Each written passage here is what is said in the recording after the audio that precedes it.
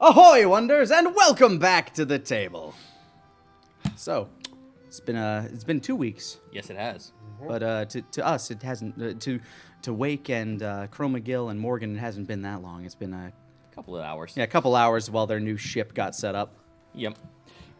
So based on what you guys have found out is that you have no way to traverse around the entire island to get where you need to go to get to Avast. Just fucking inconvenient. It is super inconvenient. However, it's a true Fae, and true Fae are kind of crazy like that. So, and rightfully so, because the true Fae who you guys met, her son was captured and taken away somewhere into the mountain of Hallam. I'm taking captured with a grain of salt, by the way, because it sounds like the father took the kid. I mean, that's up to your discretion. That was basically what she told us, right? That a mortal, like, she fell in love with a mortal, and She they fell in bore love with a a mortal, child, but right? it wasn't her. It wasn't the father who took him away. Ah, okay, cool. It wasn't the father that took him away. It was someone else. Someone else has infiltrated her domain and took the kid away. The father has been dead. Ah, okay. That changes my theorem. That changes your. See, I thought I was going to be like, no, I just wanted to be with Dad. He seemed lonely. My mortal father. I I only felt got- more attached to him. I only got to see him every other weekend. I just thought that's not a lot of time. The only thing that she has told you is that she tells you what the physical descriptions of the kid is. The kid has Fey roots, but his physical description is that of a drow, which is a dark elf. Right. And the only other information that she has is that he can, when he opens his eyes, he can create a sort of luminescent vision that almost looks like he's creating a small little starlight lit sky at night when he opens his eyes. So is that like a scrying ability, or is that just That's like just a... natural. Okay. Like, if you look at his eyes, it'll look like it's a galaxy, and he can emit light from it that almost makes it look like it's nebulous. I love galaxy eyes. Galaxy eyes are one of my coolest effects. So with that, you were given that information. If you return her son to her, she will move her domain away from where she is, and you will be able to move on. You are currently on your way with a brand new ship in tow. It's actually one of the orc ships from the very, very beginning of this whole entire session. It was a northern pirate ship that somehow got lost in that giant graveyard of hers. And she gave it to you, because your old one's a busted up piece of shit. True that. Had that magic anchor that kept clanging. That was fun. Well, Actually might that's be no able to longer sleep gone. now. Now there's a giant void where once was a clanging Constant noise. clang. It's just kind of drifting. I got kind of used to it. Just like Crow McGill, just like awake at night. It's just not the same. Clang! Goes out to I'm in the your- anchor and just whacks it against the ship for And I'm in old your times. brain making that noise. You can't cover your ears if you're Even trying. fucking Meech just comes out in a nightgown with a little candlestick and slaps you upside the head. Go the fuck to sleep! I can't. Not without the sound. It's like when you grow up in the city and you move to the country. You can't sleep in all that Dude, quiet. that's super fucking real. Because when I first moved down here, I was just like, where the fuck are the constant sirens going off at 4 in the morning? It's like Just a helps me know twisted if version of someone's out ASMR for this one. Yeah. Bodacious. How's it going? Clang. So, with all that information, you are currently, with your new ship, you just exited out of the domain. It has been possibly what you believe to be 10 days you were constantly in that loop in her domain. You are now heading up north, up the coastline. You are now just reached to the point where on your sea map it says that there's a hidden pathway under the water that leads into the Undermountain. Well, that's just about only useful to me. We're heading to the town of Gulliver, right? Which is That's up our further some from here, but this is where you are currently. Okay. We're currently at like midday of the next day, so that's where you kind of like stopped your ship just before moving on. Yeah, I would have taken a little bit of time to try to fish the waters to try to get us some more food since we're probably running a little low on Roll provisions. First roll of the night. And it is a 24. 24? Let me get my big old dice out. How many pounds of fish? You've been attacked by a kraken. No, you collect, like, with a nice entire morning's fishing, you got at least 12 pounds of food. All right, this should keep us going for a bit. Everyone gets a full meal except for poor Chromagil, who does not eat meat. You can eat the mulched up bones and stuff. I mean, yeah, he could. He'll absorb nutrients from what he can From just the by fish. just You cut from up the fish scales and give him the skin. kind of consuming biological material, just kind of just crunching it and just getting nourishment out of it. Chromagil, roll me a... Yeah, we'll compost it. You can just sit in that. Roll Make a a nice little sur- compost Chromagil bin. roll a survival check for me real quick. Ooh, a nat 20. Nice. Something feels amiss about this fish. Not like in a way that would harm anyone else who consumes it, but like, you know, it's weird. This fish kind of has like this same kind of weird film that you would get when one of your mushrooms was sickly. Like something else like crawling along it sickly. You can't pinpoint Kind it. of like a parasite. Something like that. Okay. Wake's just eating it raw, so. I don't believe it'll be harmful, but there's something strange about these fish. I don't know if they've contracted something in the water or some sort of parasite or other organism nearby, but they just have a strange sensation about them on almost a nutrient level. When you say that, Valtara kind of like instantly puts her food, like she doesn't eat this because she's not She's not a vegetarian, right? She's a vegetarian. Carnivore. She's not a carnivore. She takes a piece of the skin and she's going to use analyze blood, which is one of her abilities, on the fish. He's onto something. It's not anything disastrous or awful. It's just, it looks like there's an extra bit of film, like something else was on top of these creatures. Like, is it spawning season, or? I suppose. I don't know that much about that, but it feels like there is an extra layer of mucus from something else on top of these fish. I'll eat around the skin. I'll peel it like an apple. Yeah, well, based on her based on the blood magic analysis she did, there's nothing inherently wrong with the inside of the fish. It's not harmful. Might be gross if we're It's just getting some fish love juice in our tummies. But Yeah, and there's just like Mitra just like about to take a bite out of a whole fish. Takes a knife. Like an apple. fish are hand fruit. Yeah. Fish, the fruit of the sea. So, with that information in mind, you don't, like, with the food being absolutely fine to consume, it is kind of strange now knowing that, like, there are things in the water that are covered in this weird mucusy trail. Chromagil just kind of looks at the water and sees, like, if anything, like, does it look like there's any sort of film, like, on the water? Like, is this maybe just something with the water around here? Perception check with disadvantage because you don't really know that much about the ocean on that Yeah, level. very true. Already a great roll. All right, yeah. That would be a 5. Shit's water. Yeah. Wake walks up to him. What you looking at? I just wanted to see that maybe it wasn't the fish that had the film on it. Maybe just the water around them was perhaps some sort of, just maybe tainted a little. But as far as I can tell, it's just water like water always is. Well, if I recall correctly, it was the Yith, right? Yes. Yeah, they mentioned something about creatures living down there that were either corrosive or poisonous. Maybe they had something to do with this. Then Mitra turns up to you. Yeah, but the Yith also said that they command the deeper seas. This is closer to the shoreline. Well, yeah, but there's also a path down there that leads toward the Underdark, so... Currents can take things in from deeper seas as well. Do you want to roll a perception check? What do my fish eyes see? Yes. Not fucking much. Perception is it's a 10. That's not that bad. Yeah, you don't really notice anything. When you were swimming in the water, you didn't, like, notice anything was bogging you down or anything. Like...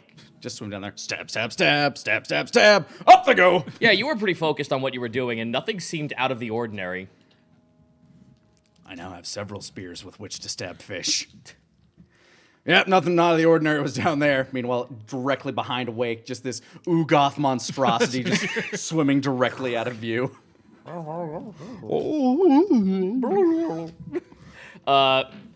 just a murloc. How bad could it be? Valtara will keep a sample of this to ask if anyone in Gulliver would actually know anything about this. Sounds good to me. Well, let's weigh anchor and, somebody mind going to the galley and smoking the rest of these fish for preservation? Valtara will do that, I guess. All right. Since she's a little bit all about that nonsense. Nah, she doesn't know how to handle fish with that. Let me try Micha. Well, we've ruined a couple things. Micha doesn't want to touch any of it now, knowing that it's covered in some kind of weird mucusy film. Chromagill's willing to try, but as someone who doesn't traditionally eat, he might not be a good person. Hey, Morgan, as somebody that worked on a ship in the Navy... I was waiting for that. Survival. Survival? Oh, boy. Can you hear me? Fucking hell, that worked. That's a 19. You're fine with it. Literally took a song. A ditty. With a ditty in your heart. A little pirate Jew. With some pep in your step. And a small song in Morgan Strong, of all people. Does he go downstairs and starts peeling potatoes? I mean, putting in fish to eat up. Just throw them in a salt barrel and then smoke them. They'll be fine. It's the simple pleasures that No really one help. actually, now that you've mentioned that, you remember this now that you're going downstairs, no one really took the time to figure out what the fuck is on this ship that came from came from orc pirates. Huh.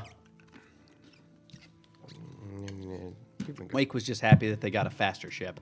I think after I'm done smoking the fish, I'm going to do a perception check around the gap. That would be an investigation check that Investigation. you're physically able to actually touch the thing. That's Okay. the Boy. Here's how this works for that. Quick and dirty investigation versus Yeah, perception. quick and dirty, like looking from a distance. Okay. So think from a distance, that's perception, but up close, that's investigation. Okay. 15. 15. All right. Well, it looks like there's actually a couple of crates left over that were not taken over by the Fae or looted out. There are a couple of skeletons sitting in the corner too, which kind of like might be what happened to the rest of the crew. They are orc skeletons. And to your dismay, because you don't know if this will trigger anything out of your friend inside of you, one of them's an orc skeleton. I mean, an ogre skeleton.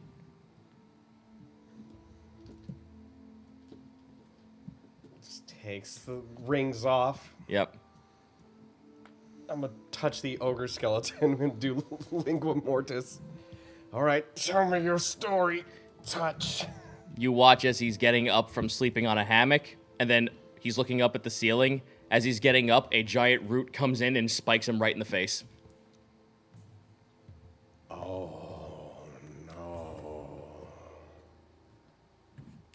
Fish smells good, Morgan. Yeah. There are crates next to him, though. I'm going to investigate them crates. Okay. Do. Damn, 5. You don't even need to worry about it, because the moment you open it up, you just see the word scrawled on it, TNT. Guys, you might want to see this. It is a crate filled with 4 kegs of gunpowder. Do we have any cannons? That'd be useful for that. This is a raiding ship, right? Yes. Fire, so I would assume so. It is a pirate ship, but again, you don't know where half the shit is gone, and plus also it's been kind of lost adrift in a spring Fey domain for some time. Oh, well, good news is if we find cannons or even have cannons, we got ammo. Well, guess we should get looking, Wake says while steering the boat. If anyone else wants to investigate, go for it. Chromagill investigates. With a 19. Oh, nice. 19. There is a storeroom filled with crossbows. Like, to the brim with crossbows. He sees crossbows. Are there any bolts around? There are. Some of them are kind of rotten from age, and some of them have fallen apart. But you could scavenge probably like 3 quivers with 30 apiece. Ooh. Awesome. Recently getting that crossbow attached to my hand, I've now got some ammunition. And there's also one big one, since you've never really seen these before, being you're from the forest and all. There's a really big metal crossbow just sitting right in the middle of the room. Oh. Don't want to touch that ghastly thing, but it does look intimidating. Would anyone have use for a crossbow? I found some. You wander inside, there is a 3-barrel cannon sitting right there in the middle of the floor.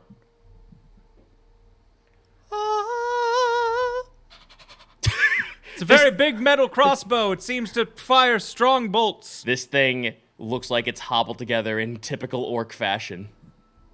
Oh yeah, Like they just soldered together 3 Yep. cannons. Yep. Oh yeah, that there's an orc heavy crossbow. Triple trenched. Oh my god, yes. It does look like it actually was tailored to fit through a porthole. Shoot, you don't like touching metal. I mean, I can. It's just I refuse to use the objects. Would you mind helping me carry it somewhere? Oh, sure. I can move this. Athletics check with advantage. It's a moving siege weapon.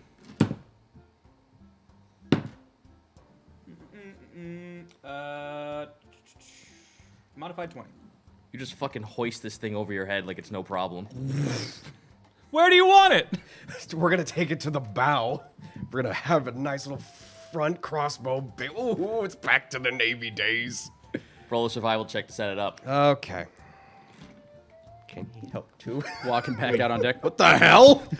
Yeah, sure, why I not? found a big crossbow. It's a cannon! It's a very big crossbow. Orcs.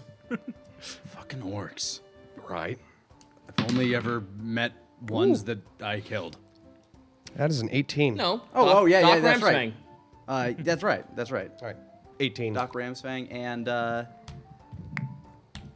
man, Wake's gonna feel so bad about Frank this. Motion was a half orc. Frank Motion was a half orc, but the butler of the Might. Yep. What was it again? 18. 18? Right back to the Navy days. You put this thing back together in 15 minutes. You have a working cannon. It's like a trip down memory lane today. Yep. You have a working cannon sitting on starboard side. Well, let's hope they come from there. It's a big can. We can. Just wheel it around. Yep. We'll just have to develop like a big lazy Susan for it or something. Just make a swivel. I mean, there are, inside that room, there actually were mounts, so you could actually put the crossbows on top of them and fire at will. Sweet. So you could set up an entire side of one Just like part, a wall of crossbows. a wall of crossbows on one side. Yeah.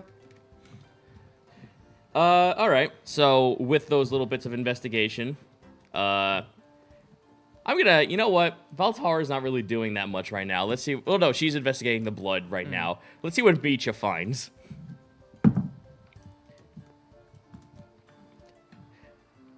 Micha finds a bunch of medical tools, very, very broken and very loosely put together medical tools, I have like a a feeling, bone saw that's actually just a great axe blade attached to a stick. I have a feeling orc medical utensils are probably a bit rough around the edges. working. Chop it off. And very serrated. Wake, Yep. Wake knows at the very least they were looking for, like, when he fought this particular tribe, they were looking for a cadaver that had shit hidden in it, so.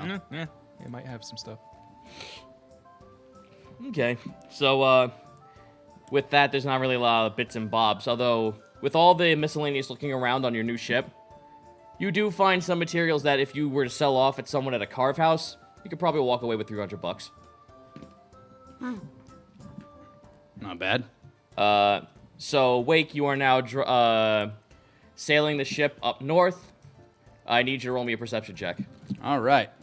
I'm doing the little Steamboat Willie bounce. That is a 16. 16, you notice something very bright but very small enter into the atmosphere over the ridge of the wall of the mountainside. Hey guys, anybody else see something very bright but very small entering in over the ridge of the cliff over there? It blows up. It just blew up. I had a You perception. might have missed it. I had a perception of 7. Did I see something blow up? No. Okay. Oh, I wanted to see what blew up. I must have missed it. You are hearing what sounds like air horns off in the distance. Well, nautical ones anyway. Yeah, pretty much. They are coming from what looks like a small little coastline that has a bunch of ships on top of it. It looks like you've just reached where the port side of, or the dock side of Gulliver, what you assume could be Gulliver, based on your sea maps. You are seeing a wave of what looks like humanoid forms heading over towards the ships. Take us down to quarter sail. Looks like we're gonna need to go in a bit slower. Also, maybe put the cannon on that side. Just in case. If anyone else wants to roll perception to see what's going on a little bit better. I'll do that. 2. Okay, let me. You're looking out towards the actual wide ocean. I don't see it. A dolphin. Oh, looky. 18. 18. Okay, so you didn't see the flare that went into the air. So that's the unfortunate part. However, you are noticing that there are paladins bringing up the rear, and all the people that are getting onto the ships look like civilians. It's a lot of dwarves, by the way, like a whole bunch of dwarves. Shit, we should have changed the flag. Oh, no. I mean, I had that whole box of flags, just didn't think about it. Should we lower this one then? Is that the very least? Yeah. Might want to roll a quick survival check on that one. Natural 20. Yo! Already on it. Takes out the gun, just bang, bang. Shoots the flag off the rings. No, I just chill touch it. It falls and shatters. Done. Morgan, a lot of the people who are off on the docks or heading onto ships, they don't look concerned.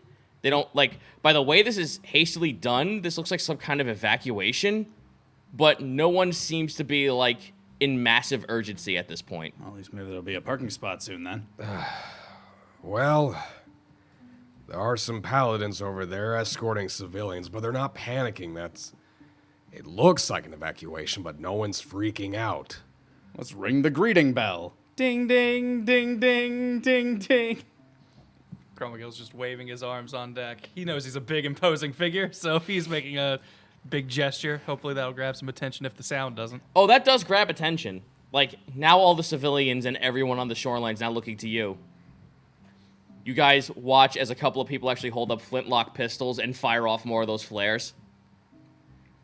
Cromagill just has his hands up, showing that he is not wielding anything, and is just kind of still waving like a kind of weirdly, but trying to be as friendly without being able to make direct conversation since they're outside of his rapport force. Both of you, history check. My good luck ended. 3. Wait, continues to be dumb, but not quite that dumb. 7. You have no idea what the fuck is going on, but now every single one of those dwarves, all the civilians are looking towards you. It's like a party. I don't know. Maybe we like They kind of like are waving at you guys to like move the ship down further. I take that signal as universal for get the fuck over that way. So I do. There is an open spot for you at least to find a place. A bunch of the paladins and there's a lot of paladins and a lot of like what looks like wizards are now making their way over towards your ship. Like they're not like rushing over to like attack you or anything. There's just like an entourage of people starting to head over towards your ship. All right, drop anchor. Get ready to tie us to the dock. Who's going to exit off the ship first? I do believe the captain is always the last off, but Wake doesn't really necessarily know ship etiquette, but he's still parking the ship and needs everything to be tied up, so. So who's gonna meet, like... Who has the highest charisma? Go for it.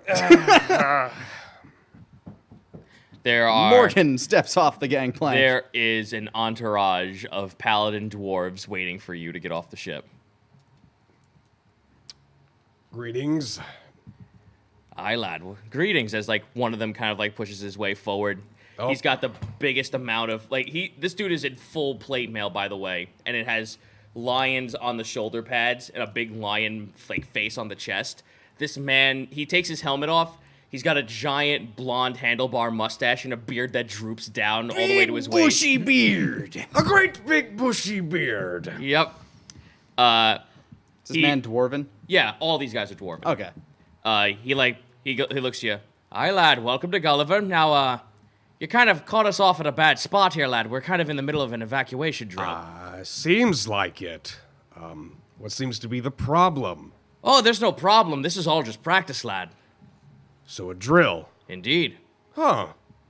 Why don't most towns do that? Well, not most towns have a lot of demon incursion coming from the north, now do they? It's all right, lad. It's only a drill for now. We've only had a couple of raids, nothing we can't handle.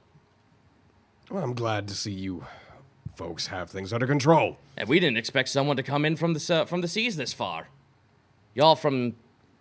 He looks at your ship. Where are you from? Chromagil starts walking out. Obviously, they can't hear me because I haven't sneezed on them yet. So, hi! fair. Hello, Morgan! Just does this to everyone. Time out. So this gentle giant is part of our crew. He, as you can see, no mouth. He speaks through spores. If you just bear with him. Oh, he's a myconid then, is he? Yeah, he sneezed. Yeah, he sneezed. Ah, we know your kind. They live all underneath the mountain. Oh, really? Yes, the funglets. Oh. You think I'm...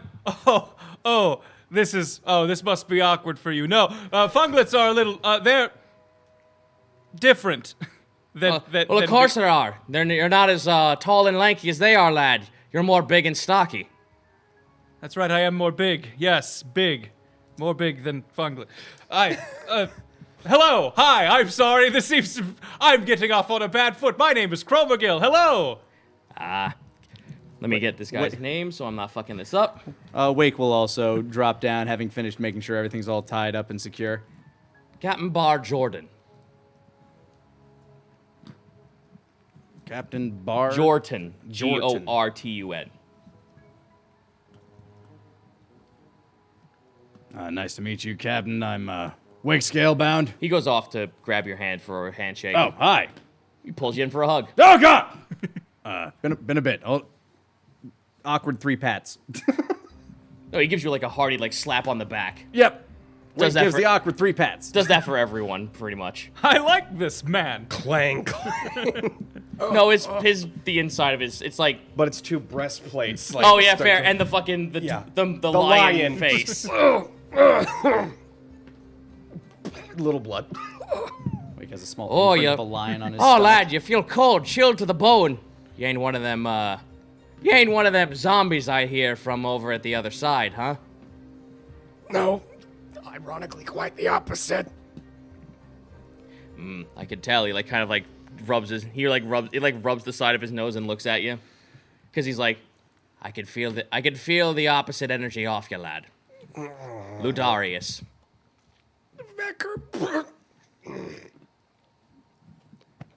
Aye, well, if it's all right for all of you, if you wouldn't mind just hanging out at port for a little bit while we do this drill, want to make sure that all the folks are prepared in case something actually does happen. No problem if there's anything you need us to do in the meanwhile. Just take a deep breath and sit down and relax for a little bit. As he turns around and looks to the rest of his paladin crew. You blithering fucking idiots! Get over there and help the people out! Wake takes him up on that. He just goes and sits down somewhere and watches their drill. You just hear this man screaming in Dwarven at everyone else, and then all the dwarves yell back at him.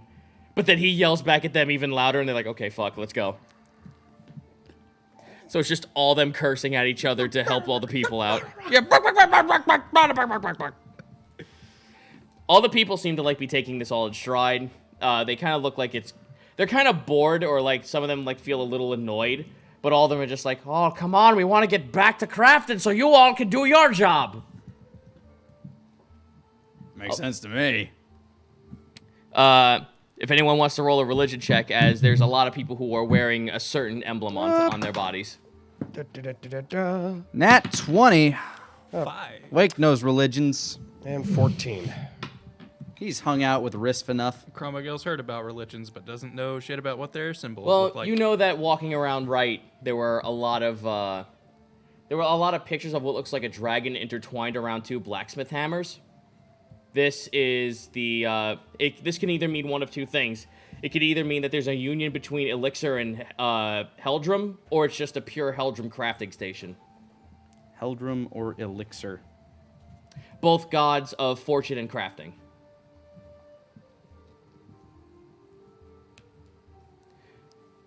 And obviously there's a bunch of paladins around here of Ludarius. Yep.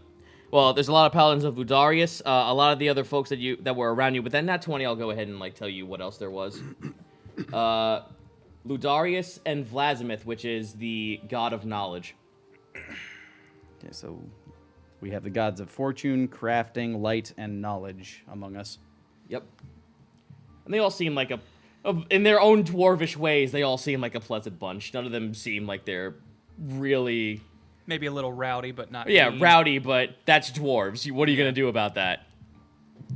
So finally, after like an hour has passed, Captain Barr returns back over to you. All right, sorry about that. So, you mind telling us what you're doing with a cutter from a pirate ship? Well, funny thing about that, you might know a little south of here, there's been tale of a ship graveyard. Well, we, you see the wind blow over this man's head. So, taking it like, yes, he has heard that, or no, he has not? This is going over. This is going over his head. Okay, so, well, yeah, just further down south, there's been a lot of issues trying to get through the archipelago down that way. And it just so happens that a Elder Fae seems to have moved in down there. I bet the elves did this. I knew there was something wrong. I mean, Fae, elves, probably something along that Ah, line. you and- poor bastard. You are stuck in a true phase nonsense. Come on. I'll take you over to the bar and get you a drink. You must all be thirsty. That, yes. I love that idea. I am... Misha I am just with turns- that, and we Misha, will- like, looks over to Captain Barr, just goes, don't give him any. I've only been drunk a few times, but each time has been more pleasant than the last. I like those odds. Well, He's a big boy. He can make his own decisions. He's older than all of us. It's true. Misha just rubs the inside of her eyes like, oh, fuck's sake. I mean, he's not wrong. I predate your parents. It's true, he probably does. I continue to tell him of exactly why we're here. Staying away from the mentions of pirates and things like that, but mostly saying that we were let go under the provision that we help this Fae locate her son, which has gone missing. Apparently, he looks rather drowish, and we heard that there's an entrance into the caves beneath that another mortal person seems to have taken them down there. Okay. With that, Do I have a time frame on when all this happened? no, unfortunately. Okay, yeah, the Fae probably didn't really keep track of that. What is time in a Fey dimension? Oh, no. We spent like 10 days there trying to get in. Quick answer. Nothing. Yep. To her, it was like a week ago. It was probably like 7 centuries, and the kid's probably long dead. You mean Fantasy Arnius, the old king drow who had the galaxy eyes, who founded Gulliver? Welcome to D&D's version of the Quantum Realm.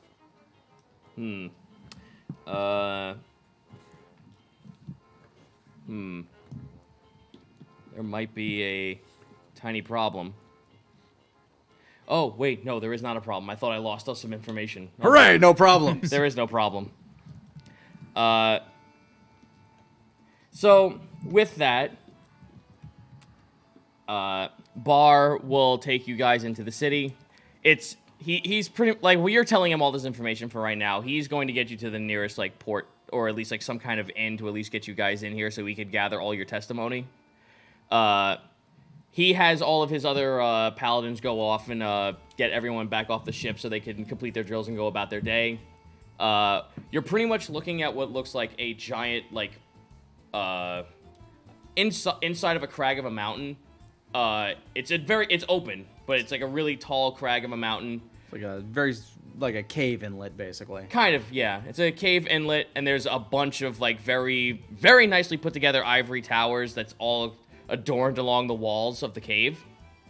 And this place looks very immaculate, very well put together, and boy, even with your capabilities as someone who could probably bust down a wall fairly easy, looking at all of these, if there was ever a thought of your mind that you had to break through one of these walls, it's going to be a difficult fucking time.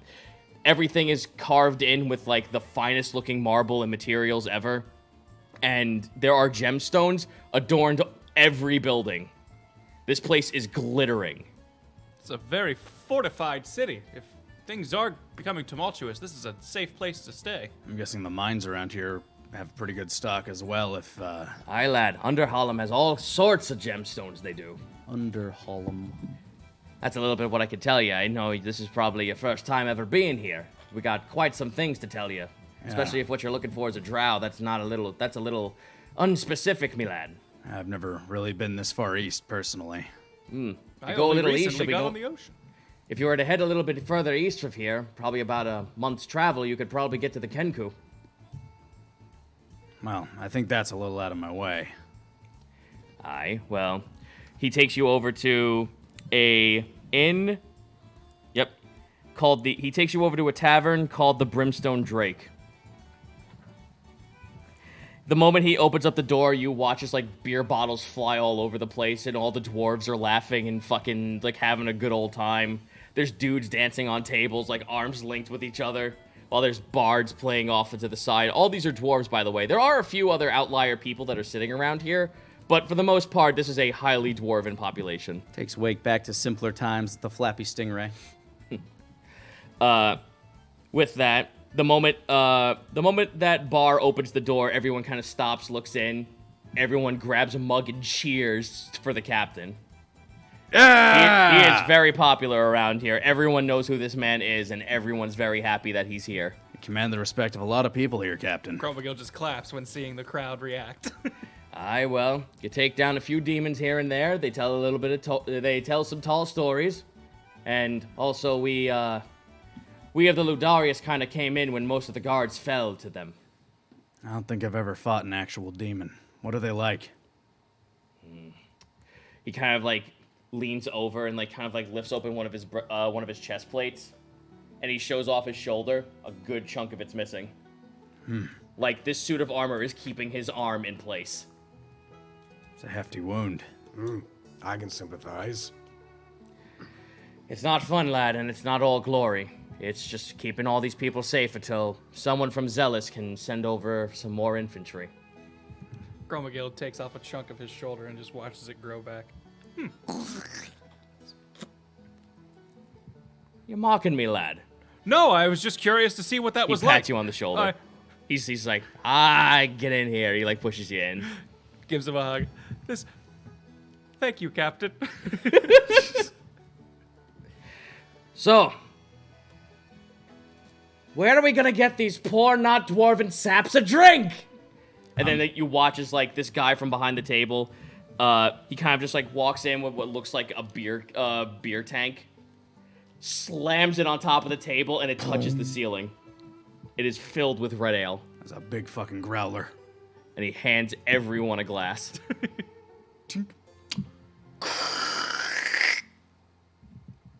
Wait, Yeah, but no. Drafts himself one. Yeah, Bar drafts himself one. Micha is just like, oh, very well. Valtar is already pouring one, just like, I've never had this before.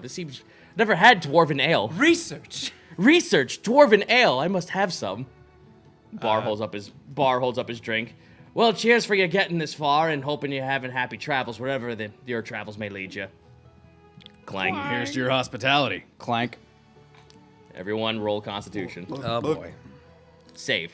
Wake has not had Dwarven ale since the Flappy Stingray, and then he won a crap ton of wow. money. It was bound to happen. That one. Natural wonders. Don't worry, Valtar rolled a 2. So 10 for Cromwell. 18 for Wake. Drinks like a fish. it feel like the moment that that drink goes down your throat, it feels like someone just punched your insides. Should have had more fish, Morgan. No, you don't feel slammed, but it's like it takes you a good 5 minutes to even consider putting this to your mouth again. It's aggressively hoppy. Aye, lad, we wouldn't have it any other way. It's from all the farms up. It's all the farms up the mountainside. They grow real well around all those. Let me get the name correctly. I am sorry, because there's a lot of information we're gonna have to put in today. Yep. Okay. I got a hint of all the basil breath- and it's all the- elderberry. It's all the breathtaker trees. They Breathtaker. make all the hops grow very well up the top of the mountainside. Over there at the hop and stop, you get the breathtaker tree. Pepperidge Farm remembers to take your breath away with new breath taker jelly. We've isolated that feeling and put it on our wafers. Simple Alrighty. Ricks. So, with Simply all breathtaking. So with all these drinks, everyone's like just having a good rest, good time. They bring out some. They start bringing out food without you asking. Like, here comes a plate of like leaves and all sorts of vegetables and like pumpkin pie and pumpkin gourd and stew. Skipping on that, waiting on sausage. Well, you say that they come out with a pig's head. Better. It is a boar's head about half the size of Morgan. Waste cutting himself some cheek. As plates pass by him, he just kind of grabs little just morsels of food, just kind of mashes it in his hands. Oh, they actually have something prepared for you. Oh. They hand you a bowl of pumpkin stew, and they actually, the bowl is big enough so that your hand can go in so this soup doesn't overflow. They've accounted for people like you. They've thought of everything, Morgan! Just puts his hand in there. You are getting all the nutrients out of this pumpkin pie. Out of this pumpkin stew, I apologize. You actually taste dirt inside here, like really freshly, like crumbled up together dirt. Is that real dirt? It's so peaty. It has some weird taste to it that it almost feels like the equivalency of sugar to you. Oh, this is delicious. Much different than the strange fish we had earlier. Well, lad, there's a lot of folks down there in Colis that farm a lot, that grow their gemstones. And when I mean grow, incubate them. How does that work? He keeps gnawing off pig. Something I wouldn't know, lad. My job is to make sure that no demons come in here. If you were looking for any information about that, you'd probably want to speak to my cousin. He points over to the barkeep. The guy who just offered you the fucking giant beer thing. I give him a thumbs up. Yep. He looks over to you. He gives up a giant thumbs up. This guy's hands look like rocks are growing off them. This is the hands of a working man. Calluses. Yep. He's got mutton chops for eons. The eternal Bald head, mutton. head, mutton chops, and a tattoo that it's a tattoo of a Zweihander? Like a 19th Zweihander, century thank you. president. Yeah, it's a Zweihander that goes all the way. The tip goes to his nose and wraps all the way to the back of his head. It's a big sword tat. He kind of like looks to you all and just like thumbs up. We never have a lot of new guests around, so we may as well have all this food out and prepped for someone. Well, thank you so much. I feel like everywhere I've visited, everyone is somewhat appalled by me. So I'm very grateful for such a welcoming group of dwarves. You've all been showing us such Appalled. hospitality. Ah, lad, there's all sorts of weird things that live underneath and above the mountainside, and we're all in this together to make sure that we all survive any attacks coming inward. That sounds like the balance I seek to find. Grobigel just stands up had quite a bit of drink at this point and plenty of food in his tummy, so now he's just feeling jovial and happy.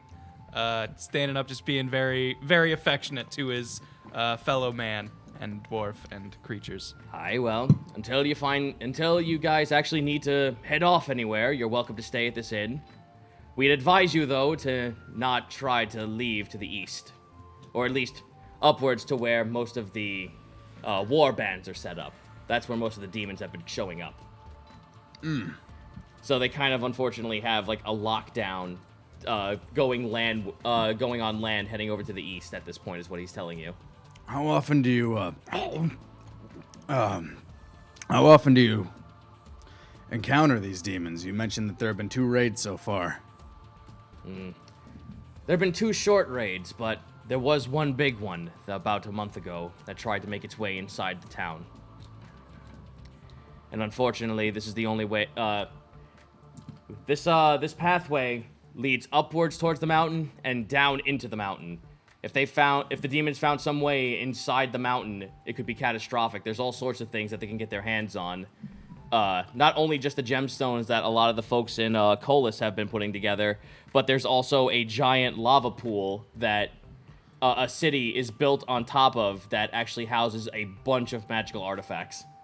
Oh. And that's not including an entire kingdom of elves an elven civilization that sits on top of the entire mountain that has all kinds of secrets that only elves can know. Using my wanderer ability with my navigation and my cartographer set, when Micho was, under the control of the Yith and basically piloting the ship, would Wake have been able to mark on the sea charts the route that they were taking? For which thing? Like the safe passage that they were trying to not get eaten by massive sea creatures. That should have... I'm gonna say roll me a history check real quick. All right. That's something that should have been brought up during that was happening. There's a 14. 14, you have a rough idea, but if you're not really confident that if you were to take that path again, it wouldn't be safe again. Right. Basically, I just look to the captain and I ask him, so when you do evacuate, what is your plan? Oh, If it should come to that. Well, we got orders to head over to South Zealous should anything go topside. But for the longest time right now, the folks over at South Zealous have told us to keep our best men over here to make sure that nothing gets into the mines. Well, Underhallam is under strict protection. we came from relatively that direction, and the waters are fairly treacherous. I'm not sure even if I can remember the route that we took, if it would still be as safe as it was when we came this way, but if you have any holy men of Kelpie among you, I recommend that they pray for guidance in that direction. Well, that's unfortunately something I can't talk to. My only option is the guiding light of Ludarius, and that's more for the surface-dwelling folk here, and not more for the folks who live down below. It's true enough. The city down below, I hear it connects to the Underdark. Oh, there's multiple, lad. There's at least 4 cities down there. Well, this boy that we're looking for, I don't know how long he would have passed through here. He would have been traveling with a man, but... A man, you say? Well, I believe so. That's the impression that I was given by the, somebody snuck into the Fey realm and absconded with the child. I'm not sure how old the child would be by now, but they were drowish. Did anybody pass through here on the way? he kind of like chuckles at that. Lad, there's drow all over the place. Oh, I figured as much, but this one would have been different. His eyes, they would have looked like stars. He's gonna roll a history check for that. He's been focused on keeping civil protection up and keeping the front lines in order. So unfortunately, he's not really one to know any comings and goings of someone who has a starry eye. Do you know anybody who might, people that are, say, guarding the entrances to the lower cities? Anybody we might be able to talk to of some authority over there? Unfortunately, I wouldn't know, lad. But if you speak over there to my cousin, let me go ahead and give you his name because I need to remember it. It'd be very useful. Raldun. Rawldun. My cousin over there, he might know a couple of folks have been traveling around. Lots of folks coming in and off the mountainside, all stopping off over here to do all sorts of business. They might know where your man is. Thank you.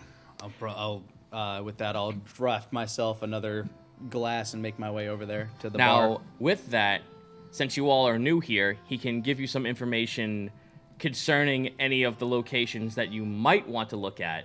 There are both. Which would you rather prefer? Would you rather have information going into the mountainside or above the mountains or on top of the mountain? It sounds like into the mountain was more the direction they'd be going. He can offer you at least one town inward going up and down the mountain. All right, we've already heard of Underholm, which is, I believe, a mining town, as they were. That's basically what the Underdark of the entire mountain is called. Ah, okay. Underhallam is the entire region. The region, yes. Gotcha. He did mention Colas, though. That was brought up. That is the next town over that goes into the Underdark. Or Underhallam, I should say. Colas is a city run by gnomes, dwarves, and drow. It has a booming jewel trade and the know-how of condensing rocks into jewels at an alarming rate. There is currently civil unrest between the dwarves and the drow. Wow. Yeah, the Dwow. These factions are called the Workmen's Brotherhood and the Geode Incubation Coalition. The Workmen's Brotherhood claim that the GIC is stealing craftsmen and miners' jobs with the proposal of having magma cores to produce the compression materials made to do geodes artificially, while the Geode Incubation Coalition wishes to sanction off high condensed parts of Underharlem where most of the workers used to dig in to do all their experimentation to create gems at a higher rate. Sounds like we've got a lot of politics around here. Wake remarks as he's listing off all these factoids of Colas. Well, you're noticing all the gemstones, lad. There's like fucking rubies and emeralds and gems and sapphires every fucking which way. I mean, yeah, there's definitely a lot of money in that. We don't use them for money, lad. These are all wards. They're magic. What kind of magic do they possess? Are you drunk already? Quite a bit of drinks. And a whole pot of pumpkins. Well, you notice that fireplace ain't rolling, lad. You look over to the side, the fireplace looks like it's like lit by magic light, but it's not actually on fire. But yet it feels oddly warm inside this place. I never would have guessed with how warm it feels. You're right. He taps on one of the rubies sitting on the side of the wall that you guys are nearby. He encourages you to do the same. It is heated. Huh. And rocks can just do this? With a little bit of magic added onto it. There's a lot of folks down there, they call themselves gem casters. I don't know much about them since I'm not one myself, but they have some kind of magical ways with actually able to harvesting geodes and making them into magical gemstones of all sorts of properties. Huh. Well, that's great. Take another drink. Never been much of a caster myself, but maybe somebody down there will know a thing or two. Well, just be careful, lad, because you'll end up getting yourself mixed up in all that hullabaloo down there. But if you're looking for drow, that might be the place you're looking for. Like I said, there is one more other place I can give you information on, but if you're looking for any actual leads, you might want to speak to my cousin. Yep. Going up the if you want to go up the mountainside, the nearest town is called Salinfar. Salinfar. Just before the great city of Cottondool, which is a elven city, and only an elven city, just before that, there's an entire mountainside that is covered by forest by trees called breathtakers. They only grow in high altitudes and provide proper oxygen for anyone who wishes to actually build a civilization that high up into the air. Dwarves... More like breath givers. Dwarves currently are the majority of that place, but from what they've been told is that there are currently some kind of creature infestation going on in the forest. He doesn't know much about it because he's had most of his time dealing with what's going on in the front lines here on the surface. But the only thing he does know is that these creatures go by the code name Bleeders. Bleeters. And they're cannibalistic animal-like creatures that kind of have been growing bolder and stalking the city of Salinfar and kidnapping people in the night and taking them into the forest to eat them. Sounds unpleasant. We got enough troubles with demons. Now we got, from what I was told, man-eating goats that live up in the forest. Huh. But they stick to the trees. They do not travel outside of the Breathtaker forest. They are the bleaters. They scream for the trees.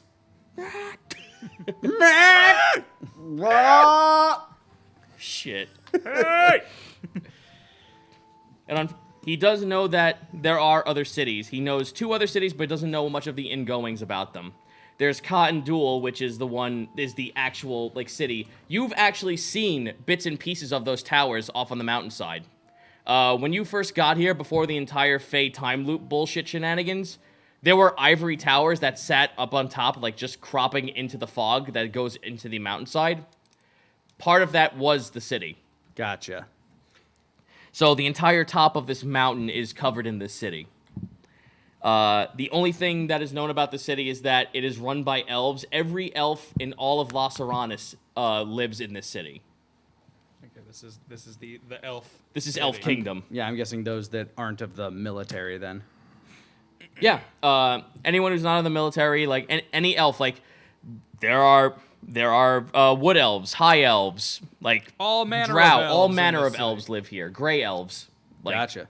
This is elf utopia.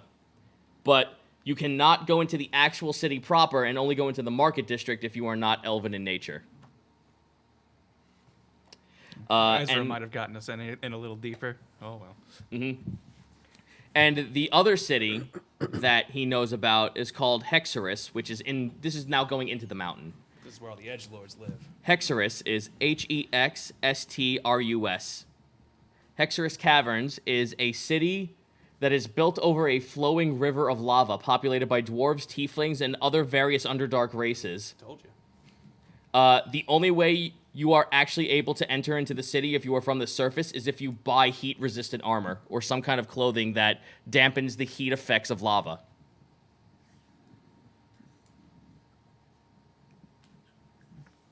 Gotta get that red armor. Fire tunic, my man.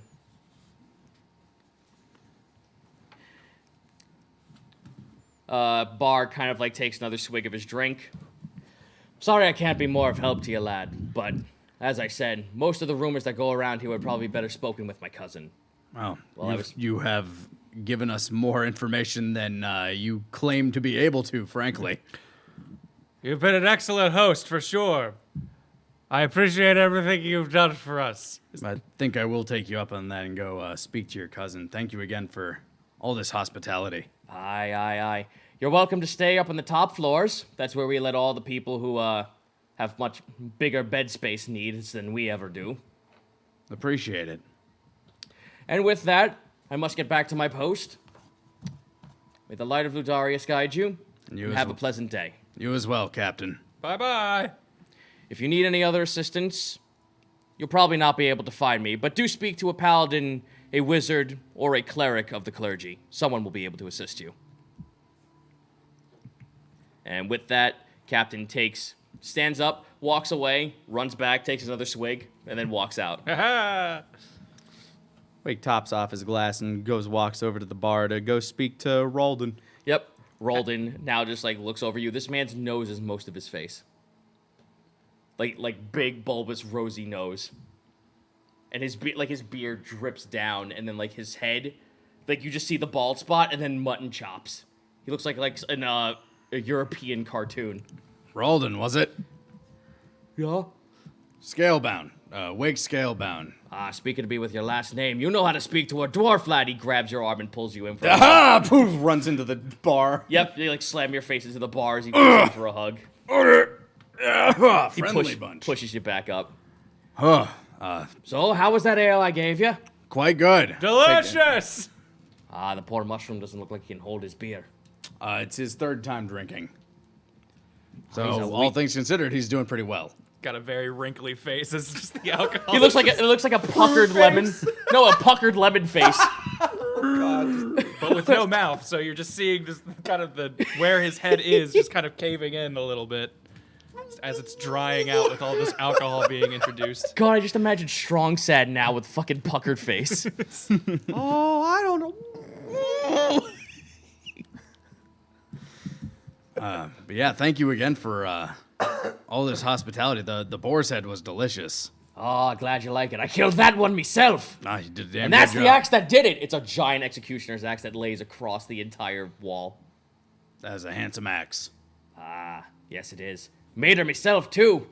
Most of the folks around here are all craftsmen by trade. That's an impressive axe. Check out mine. Chromagil just takes out the big unwieldy axe. He doesn't swing it. He just holds it and displays it proudly. We got that from a Cyclops. I vowed this. It's very strong. A demon cyclops. Was it a demon? Everyone stops and turns to you the moment you say that. Oh, wow, I have fought a demon. They've put up a good fight, but my friends and I work together, and I like to swing big things, so they let me keep this. It barfed itself to death. Everyone starts laughing at that. That's a good tale, lad. He like slaps you on the side of the shoulder, and he hands you another drink. All right. I'm now dual wielding. You are now dual wielding mugs. Ooh, this one's fresher. Roll a con save. All right. I believe Dwarven tankards count as a +1 mace. That is a 14 for Wake. 14. Ooh, starting to feel it now. That one started. That one put a giant chill in your Creeping up system. on you. All right, feeling it now, feeling it. But anyway, your cousin was telling us that you might. Which one? The captain, Captain Barter. Ah, the successful one, right? Yeah, that one. I'm just kidding. We're all successful. We're all swimming in all sorts of riches. Everyone here has some kind of job. That's actually incredible. I don't think I've been to a place where everybody's had a job. But either way, he mentioned that, if anybody's passing through town, you might be the first person to see him, as they would want to come in here for a drink. Or at the very least, somebody might be telling tales of them. Right, what are you looking for? We're looking for a drow, but not just any drow. This one's a little strange. He might, seems to have some true Fey blood in him.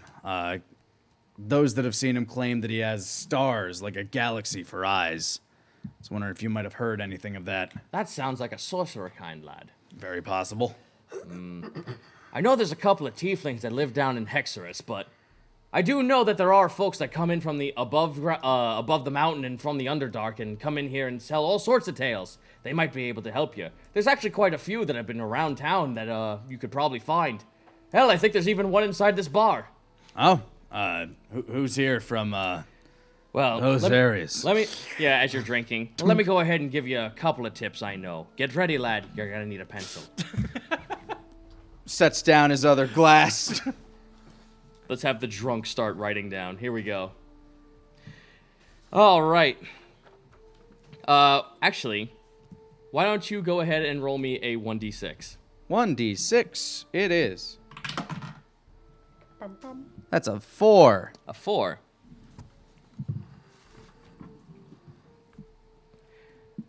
Well, there's this gray elf lass that always comes down here visiting from Cotton-Duel. Always looking for, last time I heard her, she was looking for a Dwarven-made magic ring for her sister who was getting married. Now, if I remember correctly, she had something to do with dwarves in her history back in her family's history. She spoke of perhaps any, if you're looking for any information about a dwarf, they might be in somewhere in Cotton-Duel, and considering that the elves all live up there, she might be able to help you. Yeah, you meant drow, right? Nope, she's a gray elf. Well, You said if you're looking for information for a dwarf, I'm looking for information yeah, on a drow, I apologize. It's all good. There's a lot of races in the Underdark with D. Duergar, dark place. dwarf. I guess dwarves can live down there too. Oh, yeah. Well, there's like 4 types of dwarves that could live down there.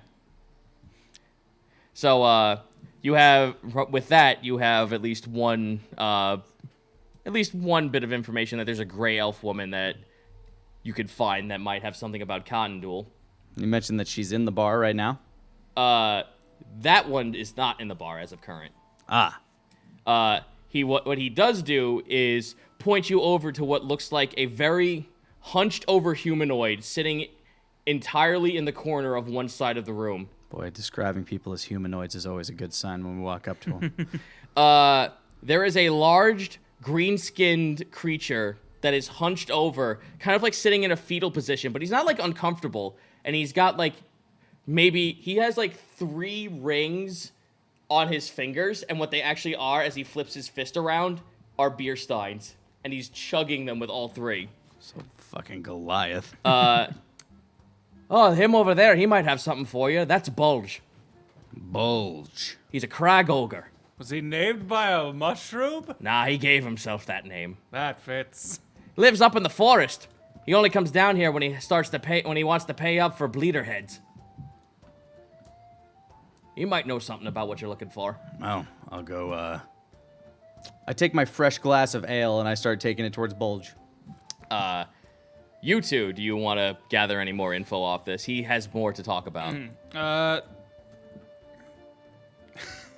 Chromagil, perhaps in this state, might not be the best intel agent, because all he's going to say is, your cousin mentioned funglets. Are they around here? Is that... No. Yeah, Wake's very single-minded on this. It's like, I need to get to this drow.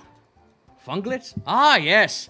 They live in the Grand Staircase, lad. You see, how the Underhallam works is that as soon as you enter in, it spirals down across alongside the mountain. There's a giant ravine in the center that leads into a lava pit.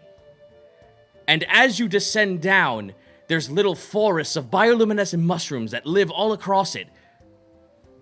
You'll probably find your funglets there, but for the most part, all the funglets try to extend towards Hexorus. Okay. And if you're looking for anyone who wants to get you into Hexorus, oh, well, lad. Hexorus is a city built over a flowing lava, populated by dwarves and all that other nonsense that I spoke of before. Information. Although the one thing you might need to find out about down there is, you'll want to find someone who is part of a sect of warlocks or druids. They govern the flows of the lava pool so it doesn't hurt anyone. And, anyone in that sect is known to be a part of, something called the Veins of Her Majesty. And they make sure the lava doesn't hurt the people? That's kind of their job? Indeed. But if you're looking for funglets, I'm sure they can lead you over to the forest if you get down there. Oh, quite the contrary, my friend. I've only had a few dealings with funglets, and they've been the least pleasant of them. So I'd Really? rather avoid them if I could, but... Huh, that's I- strange. Most of them are jovial, if not a strange bunch, but jovial none the least. Really? Well, maybe your funglets are... Laughs at himself. Maybe these are the good funglets. I don't know. I hear that happens sometimes, but it's been one of those things that I've never met any. So perhaps he is very drinky. Sometimes I think a good elf is a dead elf. I've met plenty of good elves, and they were not dead. So maybe it's time for both of us to learn a little about the world. Son, you look hungry. Here, have some more potato soup. Oh, thank you. Just splashes everywhere. Anything you might think you'd be looking for, lad? Huh. I'm gonna refill my water real quick. Here. Go for it. Sorry, bear with me. I'm still dealing with allergies. Yeah. Well, So we got that. We got the ogre. Got Hextrus and the Veins of Her Majesty.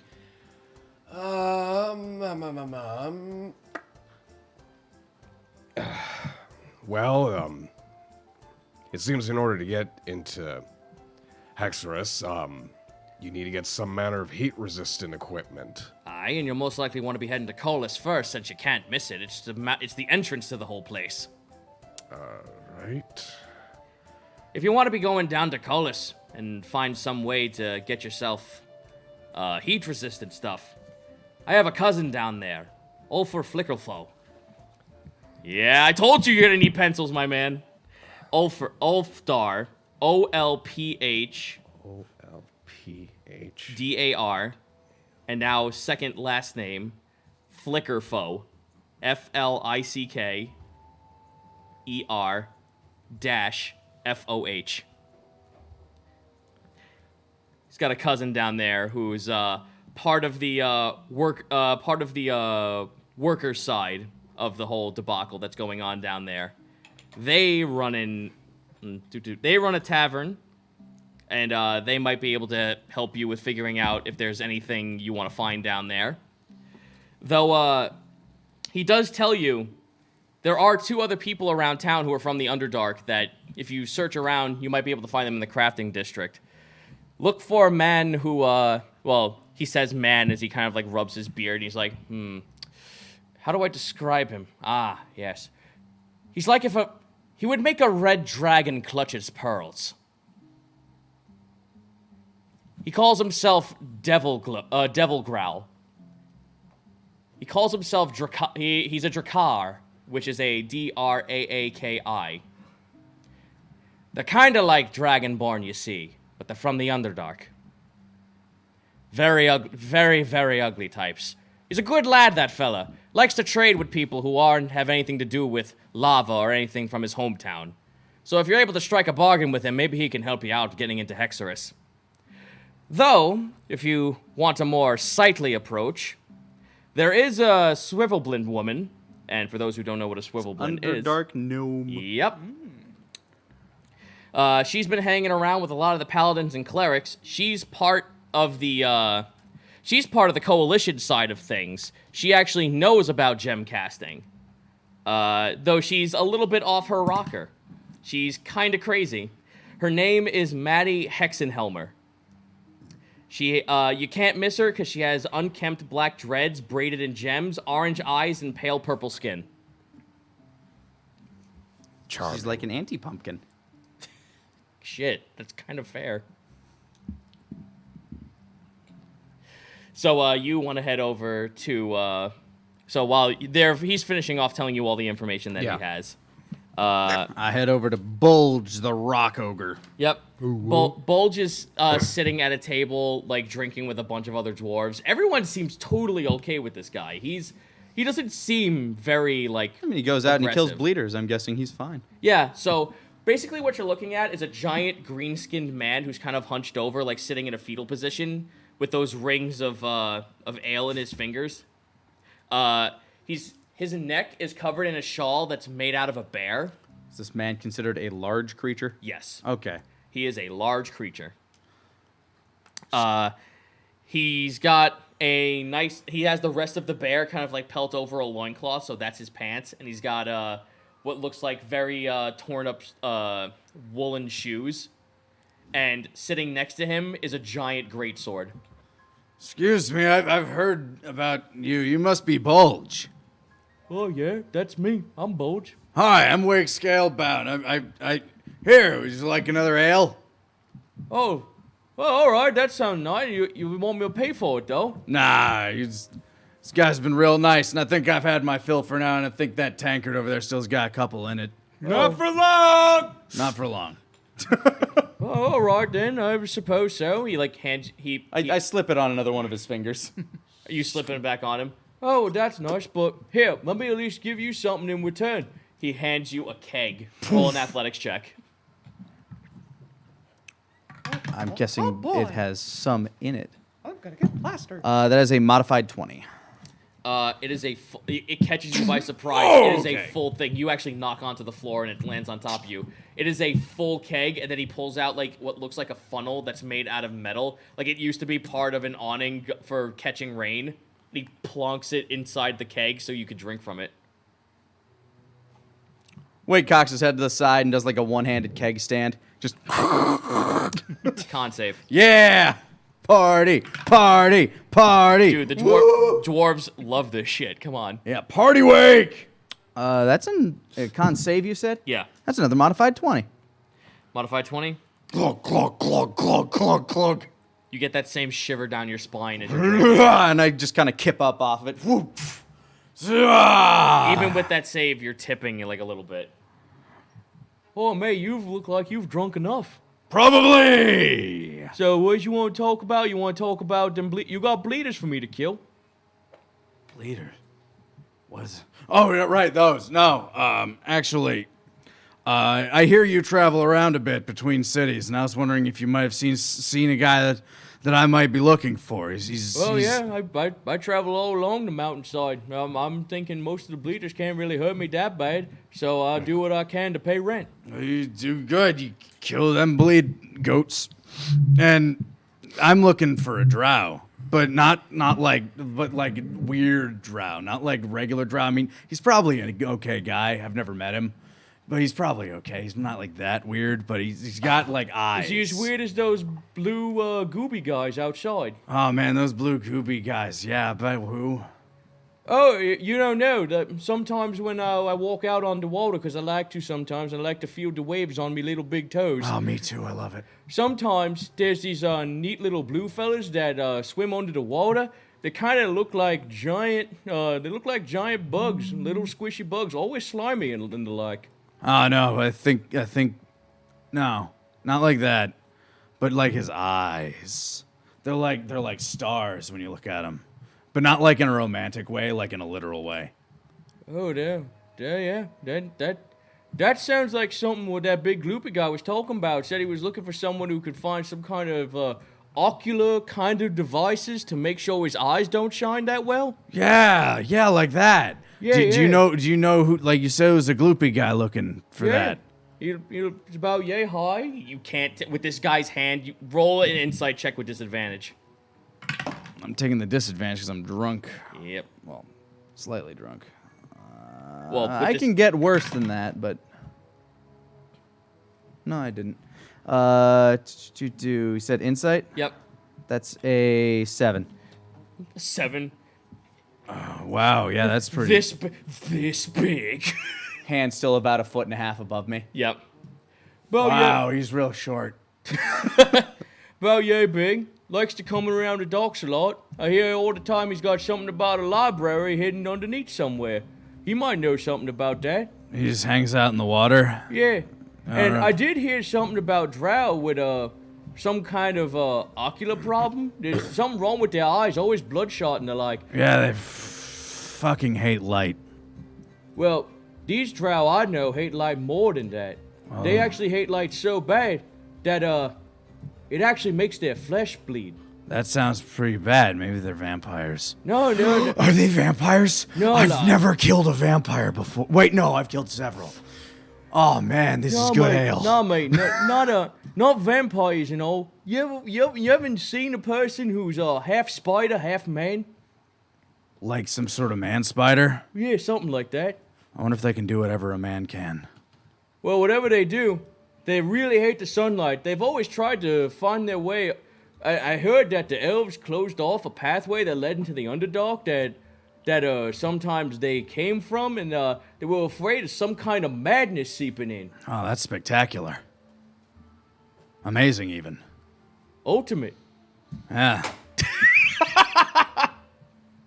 Certainly wouldn't Weird tales. Weird tales, wouldn't yes. find any in this friendly neighborhood. New God damn it. You could say there's about new 52 of them. Oh, shut up! Here comes the ales. Here's 52 of them. New ones. Here you go. That's a different thing entirely. Secret war. This is a superior ale. Fuck. This is one hell of a multiverse. Well, I mean, if I'm about to head up back up the mountainside, I could take you over to the place that I live, and they might be able to tell you something if you want to tag along. Oh yeah, and you said that blue gloopy guy, he lives around the like Over by under the carve house last I saw him. under the library. No, mate. He has a library. He says he's part of a library that lives under the water. He's under the water in a Looking carve for a house book, library. which is weird because why would they take books and then bring them underwater? The paper would destroy it, man. I know, you can't even write in that language. I've never learned how to write it. I only know how to. He starts speaking. Are you crying? He starts speaking Aquan, which is basically just whale. He just picks you up and starts petting you. And he's just like, "No, mate, don't cry. It's all right. No, I know you it's- can cry at spilled beer." It's actually the language of my people and also the way water talks. Water talks. Sometimes. Man, you're a trip. I am a trip. You might need to lie down. Here, I'll sit you back by your mates. He thank actually you. reaches over and puts him down. You guys watch this giant green hand puts Wake back down next Sets to me you. down on the table. Oh, hey, the growler. Hey, you came back. Don't even bother, it's empty. Just getting foam. Just like Shit, Chromagil hands sounds just like in a the top full of it. sponge, but looks dried as shit. Anytime he makes a move or a sound, it Oh, squishes. But looking at him, he looks completely just devoid of It's all like moisture. prepackaged mushrooms for ramen. Just, Oh God!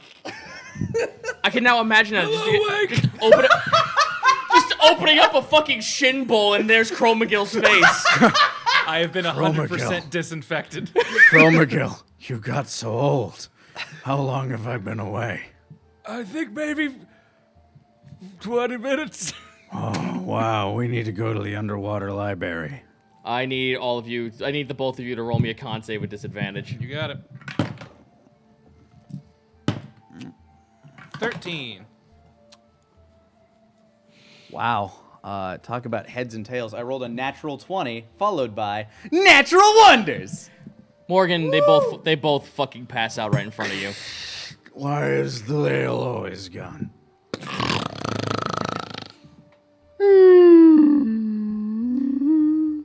I'm sleep talking in Aquan. Micha looks over at you, just going. And she points over to Valtar, who's asleep on the table as well. Oh, great. Chromagil just has a very blank expression on his face. Just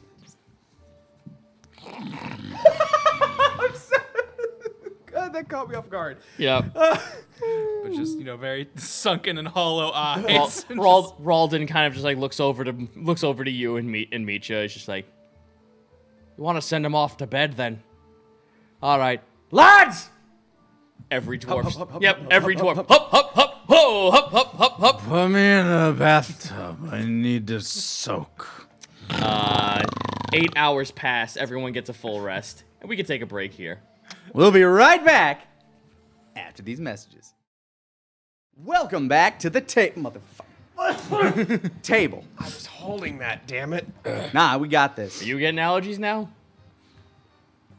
I can close one eye and it's still fine. Oh, yeah. That's the secret. That's the trick. Well, no one can tell. He's winking. Yeah, I'm winking now. Hey, There we go. Spotlight. All right. Let's give it a good. Welcome back to the table. Did it the fuck again. Welcome back to the table. No, not doing a third take. That's your limit, huh? I can only poke that eye so many times. He's human. Contractual obligation. Can only do it twice. So we are now at this point. 3 of you passed out of most of you. So at this point, you all wake up feeling very well rested. Very well rested. You are all like laying in very comfortable beds. These are just filled to burst with pillows and blankets. There's a bunch of animal pelts hanging off the walls.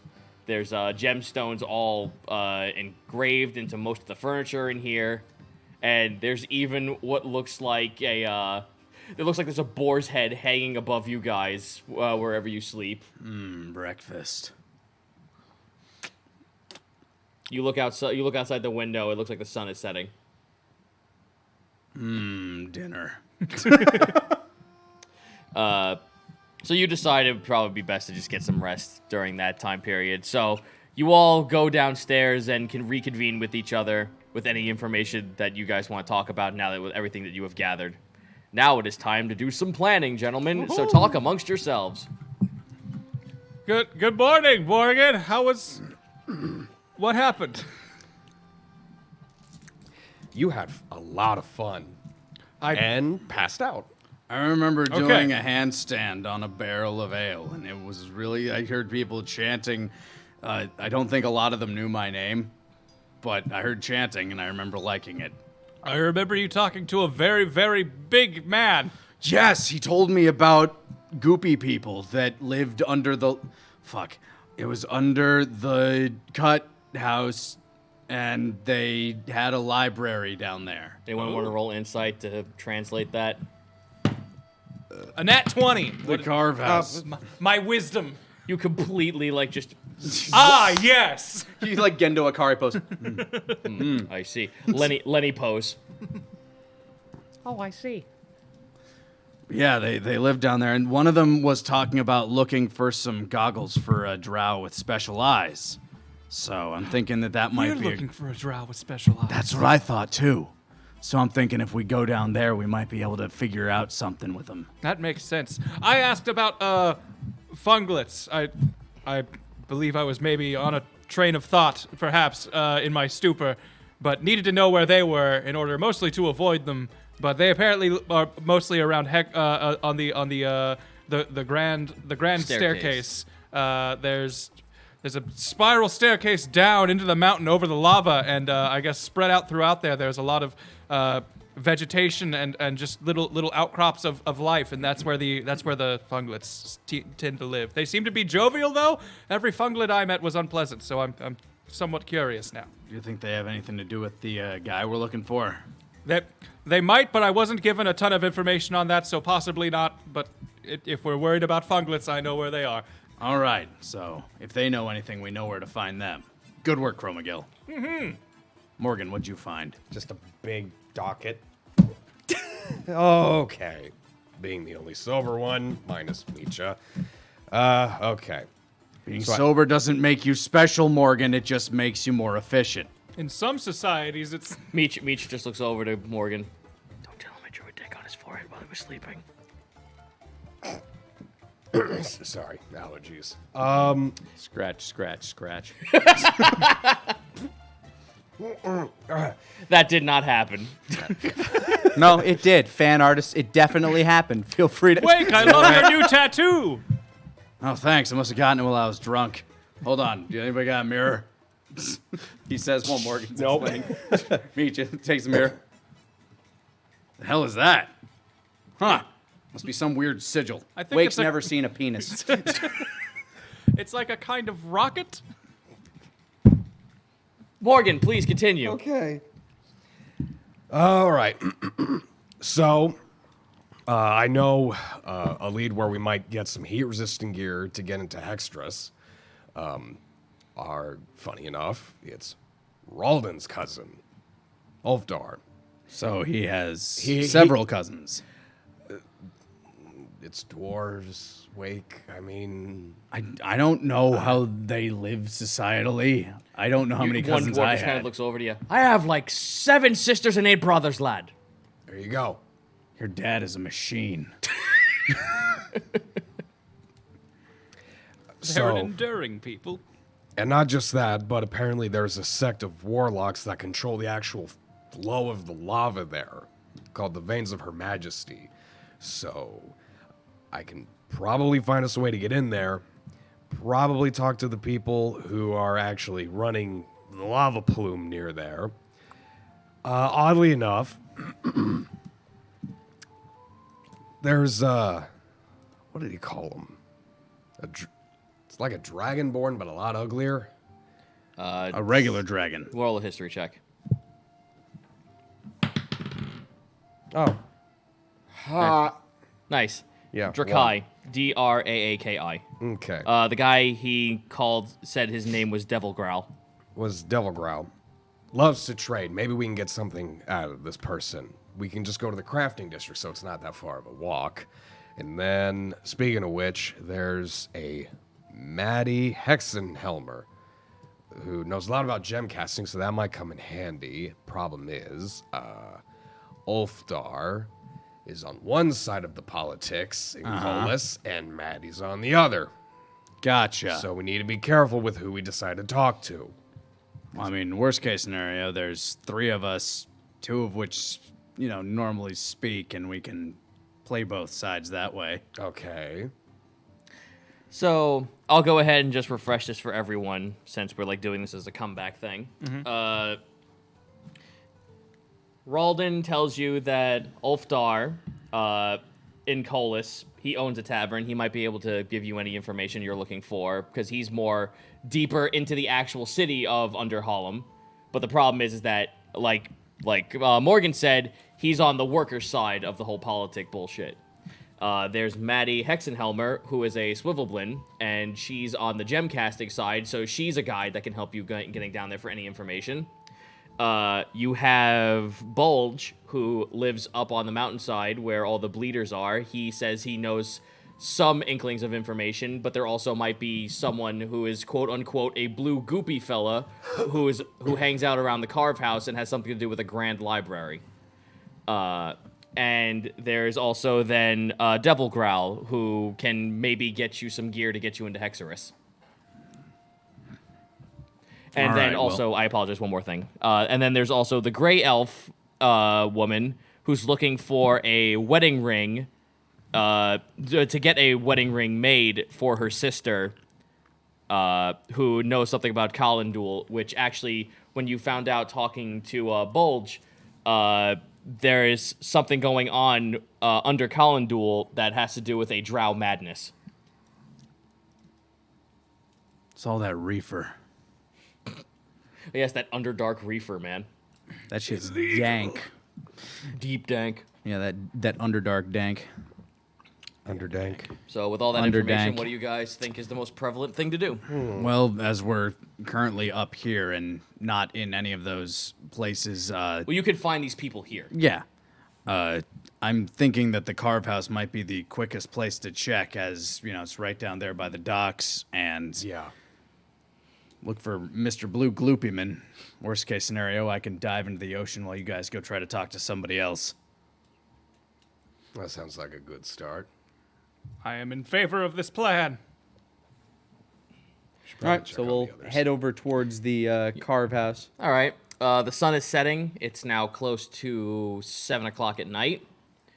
You can see the sun just clearly over the horizon at this point. Everyone's still very busy. There's smoke fumes coming out from a lot of forges. They're all over the place. There are people. There is someone on the street making something, and someone has a bazaar open. This place is filled to burst with gold. You see people just like leaving stacks of money on the table, and no one's taking it. Like, they don't mind. Like, this economy's weird. No one's afraid of thieves. And there's so many precious gemstones that, like, if you took this outside and probably gave, like, one of these rubies to someone, you could probably walk away with 2,500 gold. Scrung would be having a goddamn field day. This place is filled to burst with gemstones and money, and everyone's cool with it. I just kind of like nudge a passerby. Oh wait, never mind. I haven't explored the area, so I can't talk to him. Well, you elbow someone. Someone turns around and looks at you. It is a. Let's see here. Let me roll for this because there's a lot of things I could possibly get for this. Of course, I roll a 4. Okay, cool. You see a high elf actually turn around and look towards you. At first, they like kind of like look up and they go, "Oh." They're like a little afraid of the mic in it, but then realize, oh yes. They like adjust their collar.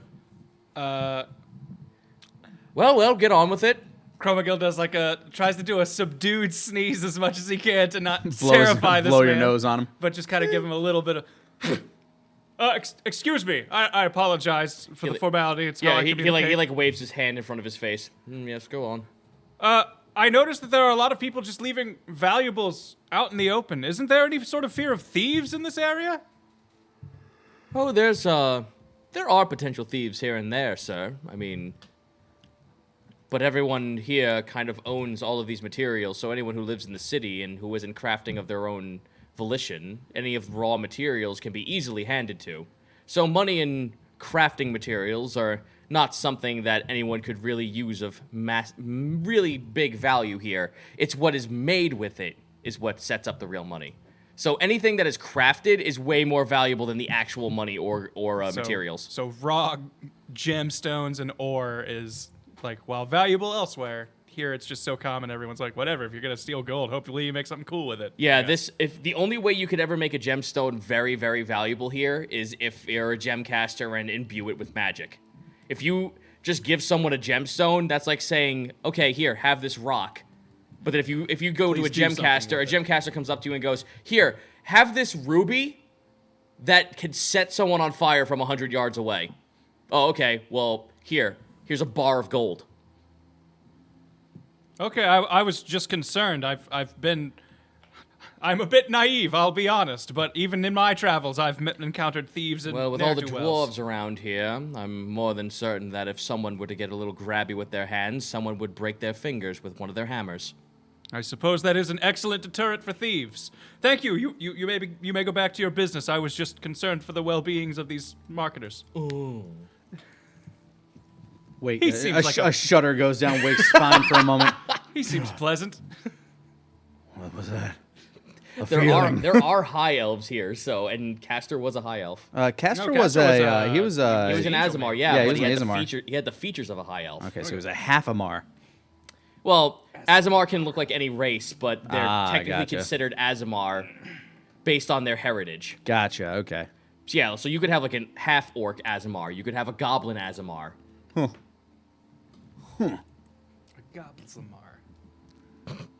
All right, so you head over to the carve house. So based on your description, the only thing you have is that you're looking for a blue goopy fella. I can't imagine that there's that many that wander around here, so I'm guessing if we ask around. That would be a survival check. Survival check. Ask the people. Row, row, fight the power. That is oh shit, natural 20. Nat 20? Thank goodness I was of very little help here. Let's see, blue gloopyman. You're talking to You're not talking to like one of the dwarves who were sitting around. Have you seen a blue gloopy man? Oh, you mean one of them bioluminescent globby fellas? Yeah, I've heard different ways. Usually comes up here looking for books, goes back under the water. Oh, Petraeus. Oh, that lad. Petraeus. Fettreus. Petraeus. Yeah, we know of him. He comes by all the time looking for books and then always getting them wet and then coming back over here. And he always comes back with that goopy little dumb smile on his face like nothing in the world bothers him. Yeah, I'm looking for him. Well, we might want to head over to the docks over on that side, lad.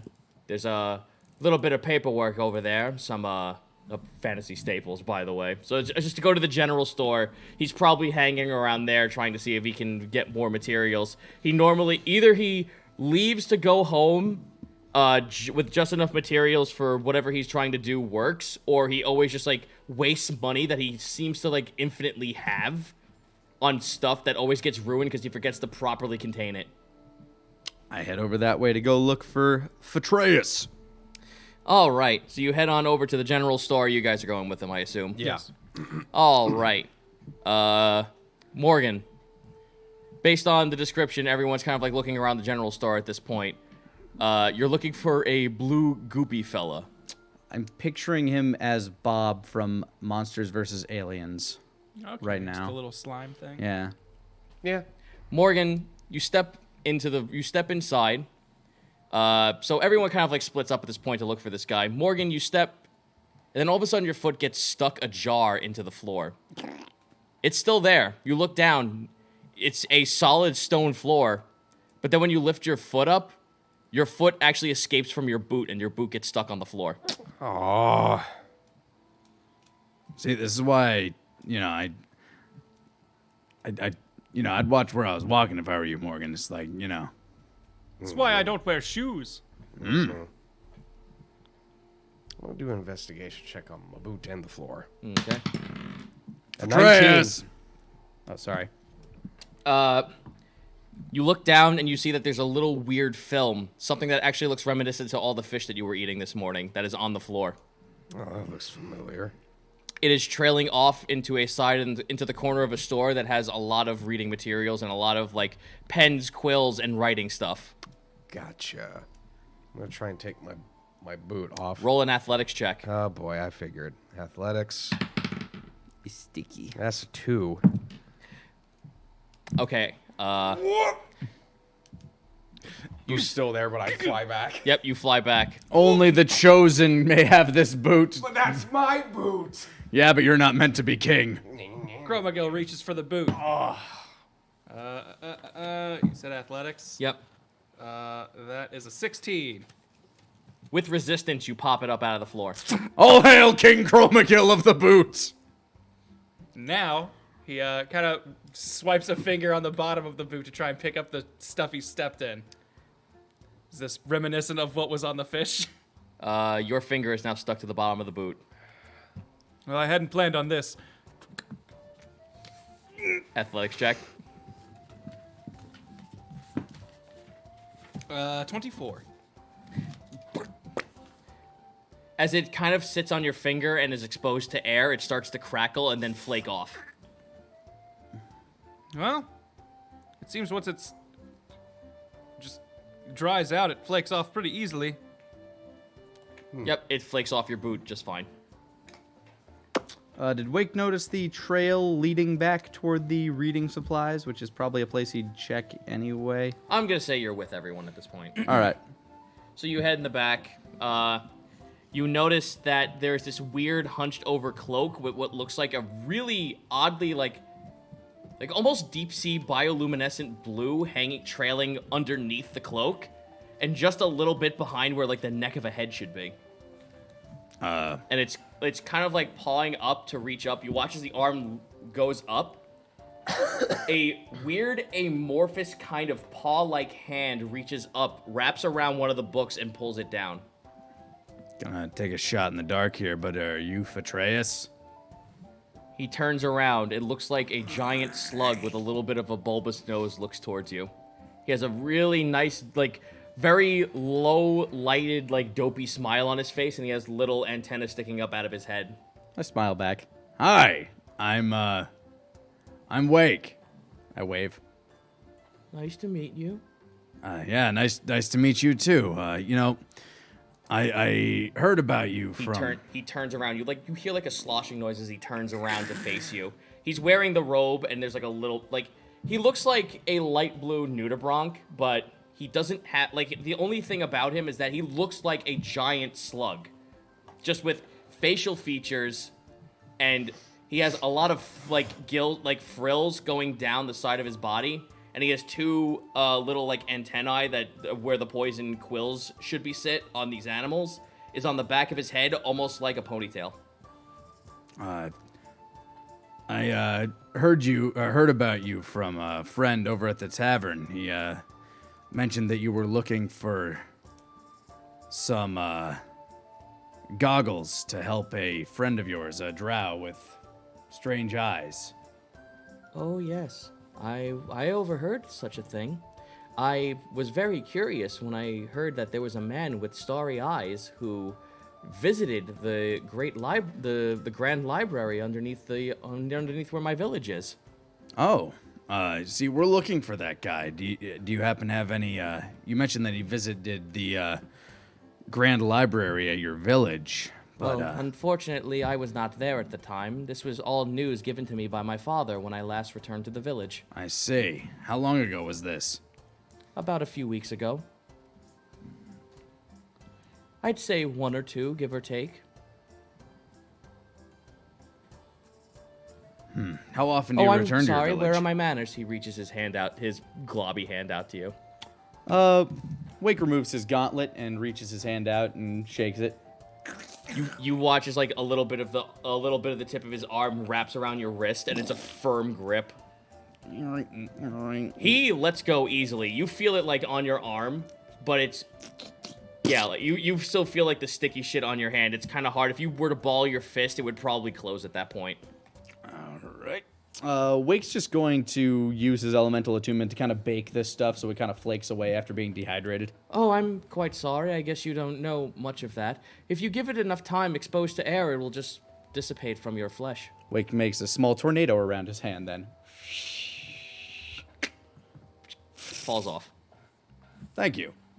Pops his gauntlet back on. It is quite odd to see a few folks here who actually are not accustomed to that. You must not be from this area. No, this is about as far east as I've ever made it. Oh, that's strange considering your kind. I would have figured you'd come from the south. Yeah, south, but back west. That's where my people were. I had no idea. This is very fascinating news indeed.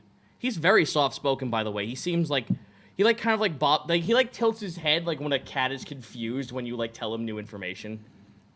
Well, happy we could be of service to each other. So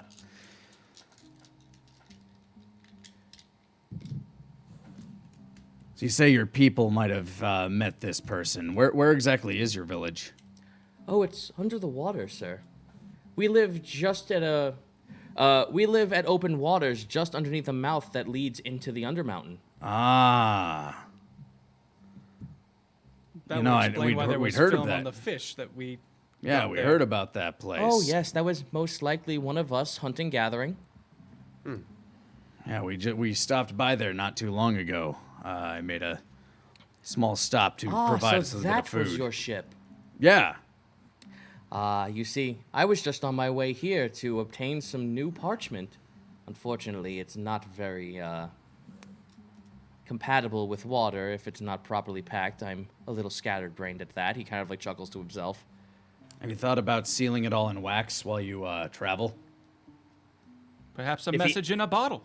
You just watch his eyes slowly open. Yeah, it's I did a lot of underwater traveling, and I like to make maps, and that was pretty much the only way. I actually show him my little map tube. Yeah, basically I coil it all up, pop it in there, and then seal this end with wax, and make sure that other side doesn't. He puts both his little pseudopod hands to his mouth. Oh my stars and garters. Sir, Yeah? would you perhaps be willing to trade that with me? The Grand Pseudo would actually love to see this.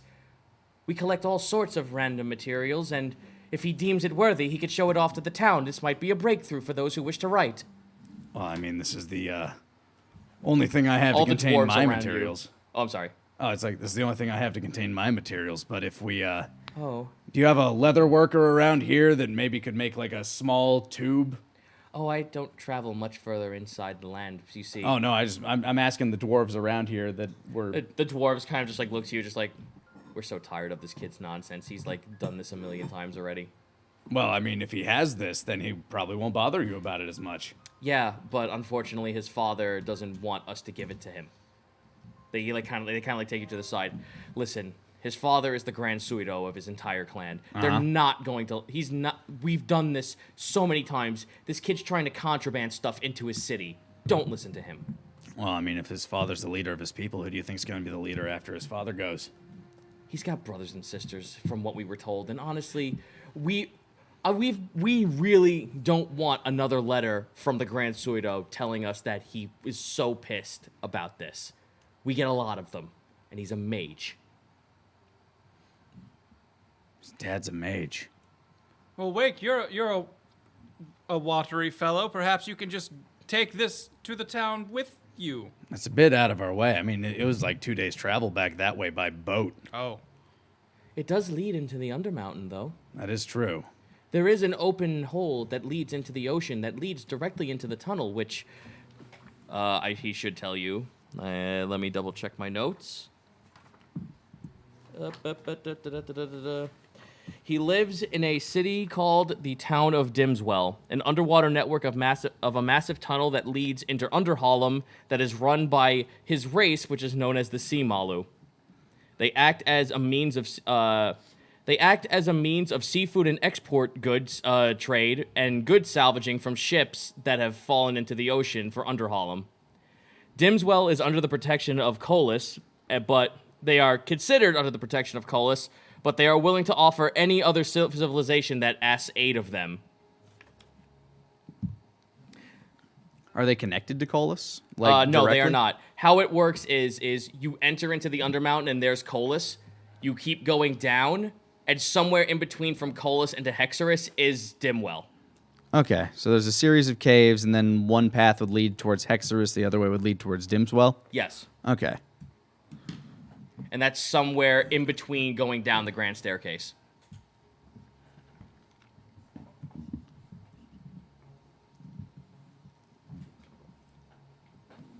All right.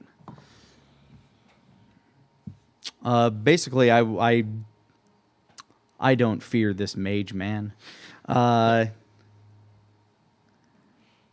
I only have the one tube that I use for carrying this shit, and I don't really want to give that up because it has all my important shit in it. Oh, I'm sorry. Where are my manners? He reaches his hand out to you. Takes any form of jewelry and stuff off.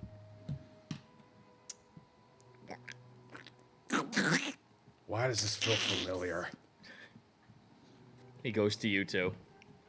Just my spongy hand getting wrapped Oh, around. please don't grab too much. I don't want my acid actually seeping onto your hand.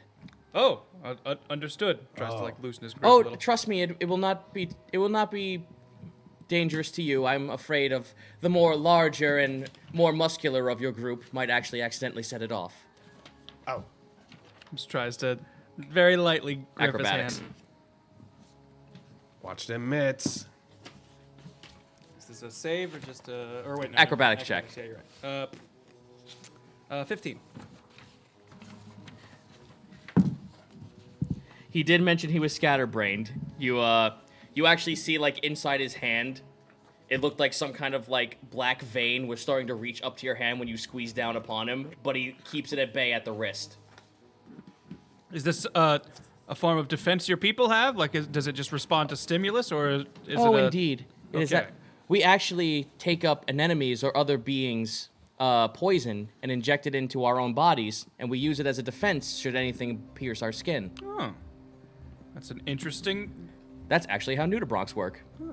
Well, that's fascinating, says Crow As McGill. Valtar is scribbling this furiously, like, What is this creature? I must study him. What are you? Bit of friction burn on her scroll. Yeah.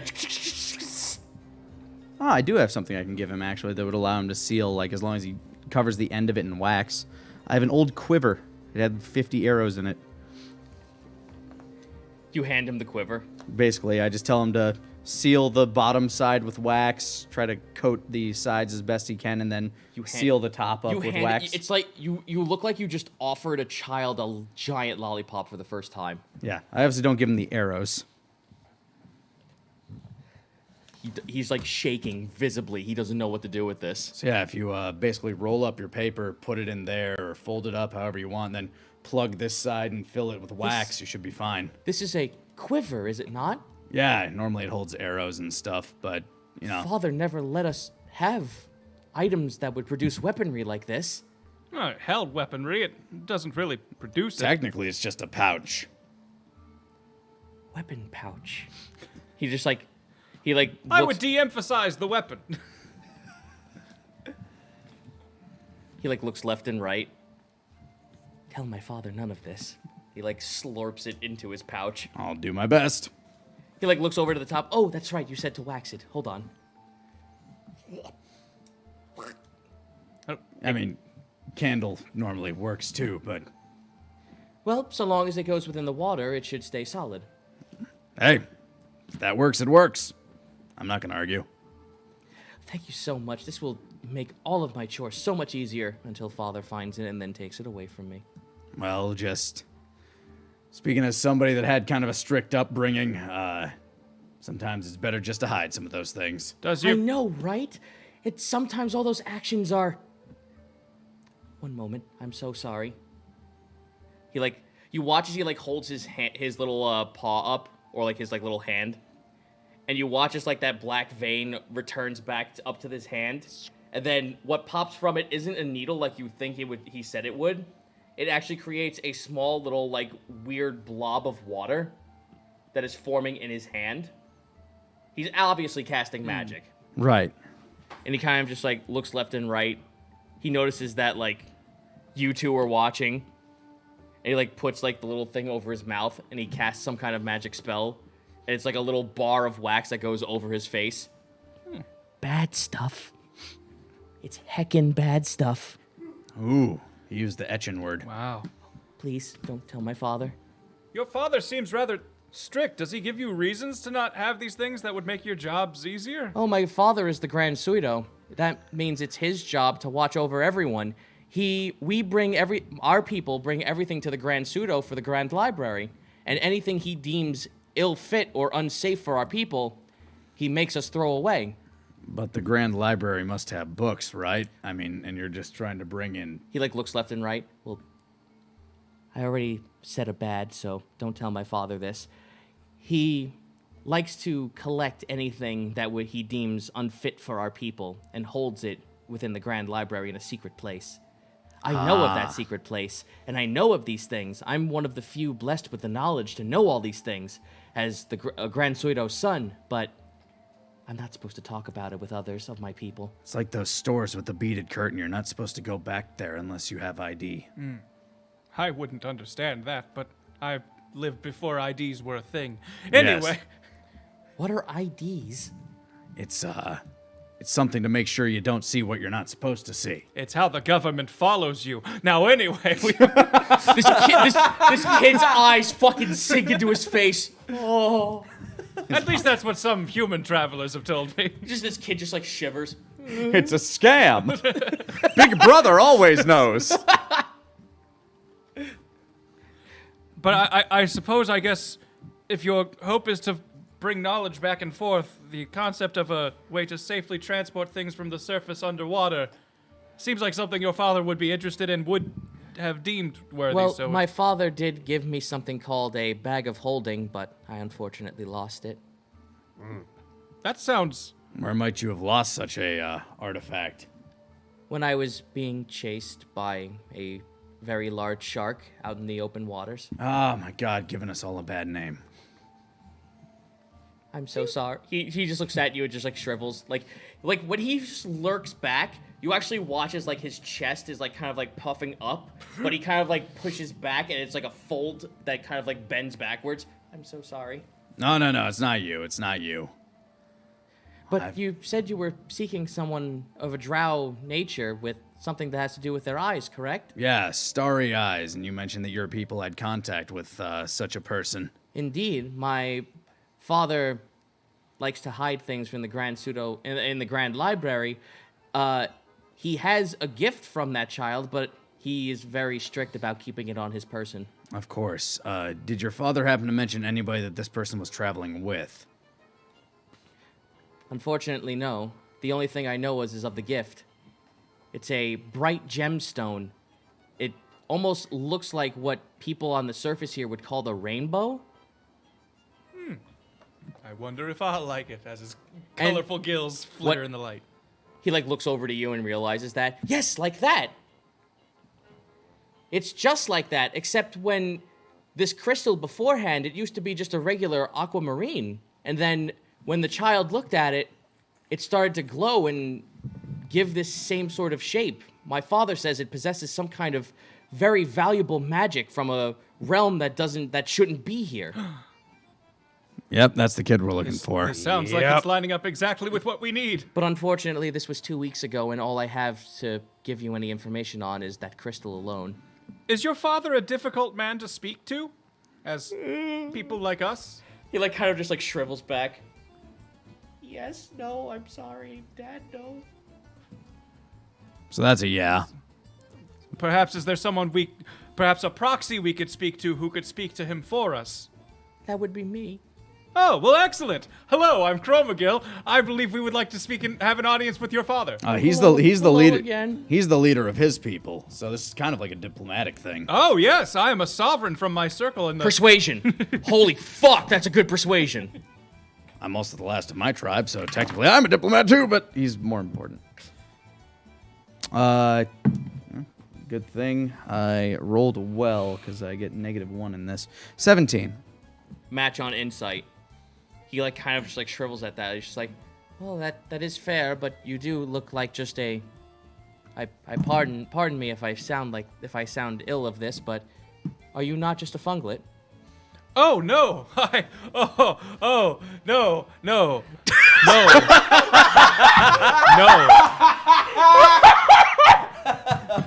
Oh, fuck. This kid is fucking shriveled at this point. You were watching as someone who used to stand at least like 5'3" is now shrunk down to 3'2". Chromagill is like angered at the insinuation, but then kind of like immediately backs off, realized like, no, they're different, they're similar. Kind of shudders at even saying that. People, perhaps, but no, not quite the same. No, I come from a faraway land, a forest from across the ocean, where I hail from. I'm not one of those Underdark myconids. Oh, well, unfortunately, I don't know if there's any way to ferry anyone who needs to breathe air into Dimswell from the outside. You would have to venture into Underhallam and enter through there. I could take you to my father that way. Well, that's probably the best way to head in through anyway. I think we had a few stops we needed to make. Yep. Oh, well, I hope I was able to assist you. I mean, as the Grand Pseudo's son, I suppose I should be giving as much helpful information as I possibly could to those who need it. You've been incredibly helpful, Petraeus. Yay. You've been a good lad. Like, you just watch his shoulders, like, kind of pick up, and he, like, blobs in, and his face, like, gets all rosy. It's a clip. As a character who tends to make an effort to not keep material possessions, I'm trying to remember. I feel like we had a scroll of water breathing somewhere, but that might be from a long past time. That was before the crash. Okay. So, he gave you your first clue, but the only way you could actually enter is finding the pathway inside of Underhallam to actually reach the Grand Pseudo. Goddamn air breathers. Hey, I apologize.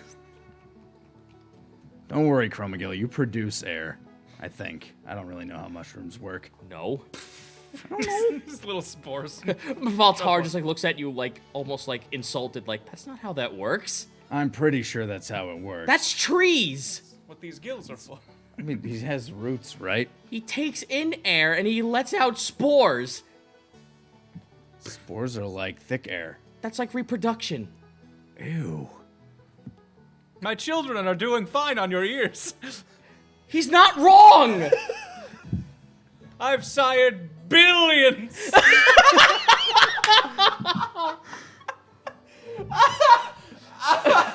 As numberless as the sand on the beach. In my culture, you just swim around your mate, making a cloud of your own. Your mate? What a novel concept. That sounds efficient. Nietzsche is Let's fucking require laughing two right creatures now. to make a new one. Maybe if I laugh hard enough, I'll die. Yeah, Misha is just like fucking like just trying to keep her composure. She puts her mask on to not breathe, to not laugh so hard. Here, Morgan, explain your mating rituals. Maybe yours will make a little more The moment you say, you say Tell him that- about swimming around the person you want to be with forever and then spraying them with your goop. Petraeus. Petraeus is here seeing all this. He like cast that spell once more, which by the way is called Censor. That I gave him Censor, that ability. So he uses Censor to kind of just like Earmuffs. Yeah, he like takes like a cloth and puts it over his eyes and then over his ear where his ear should be. Like, It just takes so many extra steps, is all I'm saying. I mean, I don't disagree, but Look, there's a litter of mushrooms. you watch as like the shopkeeper over turns around. You take that outside. Sorry. Just making an analogy. Through procreation. Fuck. Don't worry, very, very few live long enough to become conscious. Most are suspended in air in a senseless state for a few moments and then limbo. They cast it to the wind like spiders. it's God, that means it's almost like purgatory. It's like unbaptized kids. They're just floating in the limbo. air. Here, let me just let my stem cells be airborne. Oh, Fucking hell. yeah, that's where we're all going tonight. Anyway, let's find our way into this library. Yes, please. You've been very helpful, Petraeus. Yeah, Petraeus tells you that if you take a path that leads, like, just after you leave Colas, after about half a day, not a half a day, it's like maybe like a 3-hour journey on foot, if you lead off the path going into the left, it'll lead you into a bioluminescent forest. Then you could actually find the open pathway that leads into the tunnel. That's where their people reside. all right. Well, if you'd like to go ahead of us and herald the arrival of the sovereign of the Myconid. I will do just that, thank you. Thank But you, as Petraeus. soon as I buy all the rest of my supplies, he turns back to his shopping. No, absolutely. You make sure you get all that taken care of. All right. Well, that's everything I needed to learn here. Where shall we go? Well, it's going to be a little bit of a travel for him to get back at everything. Oh, of course. So, That's why I'm open yeah. for suggestions of who wants to go talk to whom. yeah, so now you guys have a little bit more time to go talk to anyone else. Pretty much you could spend the rest of the night talking to anyone else you want to talk to for information, and then we can call it quits. Wake weeps for his broken sleep schedule. I've been there, Wake. Don't worry. I'm with Hold you. on, just press T, stand still for a couple of hours, and by then, they will just show up. What the fuck is this Mortal Kombat Deception with the? That's Skyrim!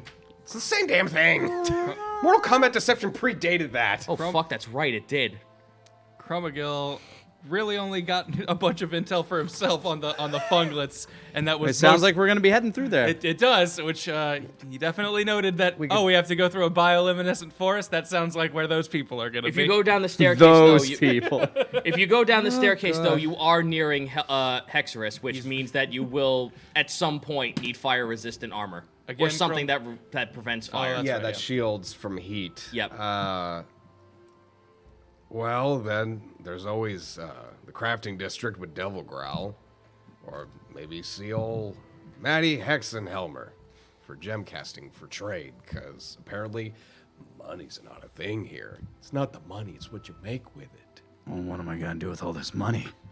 I have to buy things in order to trade, but nobody's gonna take it because they have nothing to buy. No. Pay for a class. No, they'll still take money. That's stupid. Like, you watch as Petraeus kind of just like sludges his way over to the counter and he gives the woman money and she gladly takes it.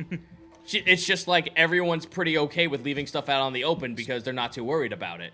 It's only when you have a crafted item and it has some kind of special value to it. When all of a sudden it becomes valuable to the artist who made it, that's when you have to start paying up. Well, I feel Devil Growl getting us some heat-resistant equipment would probably be our most prominent need right now. And plus, I might have something that might be useful for a smith and or a enchanter. So we can head that way. All right. To the crafting district. Yes. So you guys, Arts and crafts time. Thank you. you guys head back over to the inn and then head down further into the mountainside. You are now in the middle of the market square. It's still pretty busy. There's still a bunch of dwarves. Like, right at this point, the forge's light and glow is what's lighting up the entire city, along with the gaslight lamps. Looking for this one particular person might be a little strange if you're trying to look for Maddie, because she is a swivelblin, and they are rather short, even shorter than the dwarves. However, you are welcome to go ahead. Like, you're now in the middle of the district. You're in, like, where the fountain would be at this point. And by the way, the fountain is 2 dwarven cherubs, and they're spouting what looks like water, and then heated water on one side. Like, cold water and heated water.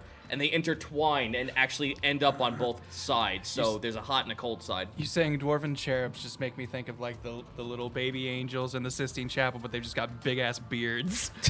I imagined little flying Danny DeVito cherubs. Okay. So we were close on that one. Yeah. Romham! Can I offer you an egg in these trying Times. So, there's a few people kind of meandering around at this point. There are more elves, so there are, like, tall people in this. If you want to, like, just people look, that would be a perception check. That is a 12. 12? Wake's gonna wander around inquiring about the smith that we're looking for. Okay. Mr. Devil Growl. Mr. Devil Oh, you're Growl. looking for Mr. Devil Growl instead. Okay. Yeah, I mean, I figured that we're going to need his equipment to get where we're going. Well, he could offer you something, and also he can help you out, but here we go. So you roll to what now? I don't know what I need to roll. That would be a investigation check. All right, investigate, Mr. Wake. do. That's an unnatural 1. Hey. I got a 9 in my investigation. Which you rolled a 12 in what? Perception. Perception? Help. No. With a 12 in perception, you actually see in a lot of the gaslight, there's tall figures everywhere. Like, some people are wearing very nice regal clothes, some people are wearing gemstones, until finally that, like, you notice that, like, amidst all the red gemstones, there's actually someone who looks like their skin is almost comprised of it. Until finally you notice that's not skin, that's scales. And then the face turns around and it looks like a very dire, like, you know how when people romanticize how dragons look very feral? That immediately turns to look in your general direction. Its mouth is closed, but then as it's as like the teeth goes back towards the cheek, it's an open, like, it's an open orifice filled with fangs looking at you at that Kind of point. always looks like it's growling. Yes, it always looks like it's growling, and it almost looks like where the cheek is, like there's a giant hole, and that hole was like man-made or was a cut, but it's natural skin. Underneath his scales is a whiter color, so it kind of like goes milky white underneath his chin, going down his neck. So you mentioned that we're looking for something that's like a dragon but uglier. And oh my god, an anglerfish! Bingo. You are a safe difference away, so he doesn't notice you at this point. He's just looking around. He's kind of just like perusing the bazaars at this point. Everyone else has that same reaction, by the way. Everyone's a little afraid of this creature at first, but then like they just let it slide because what else could there be stranger than this? But this guy, like, in comparison to like someone say like Kowalski, This dude looks like if he saw you in the dark, it would almost be like an alien film. Okay. I don't want to see him in a dark alley. Well, they live in the Underdark, so have fun with that. Well, then It's all dark alley. Man.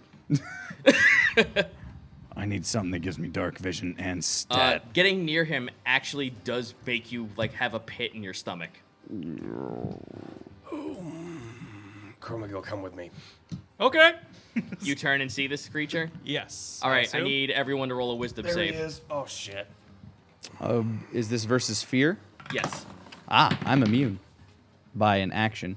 But let's see if this takes this That's anyway. a 17 for me. Well, I Same, rolled a actually. nat 1. He turned away, so that fear effect doesn't work. Gentle boy.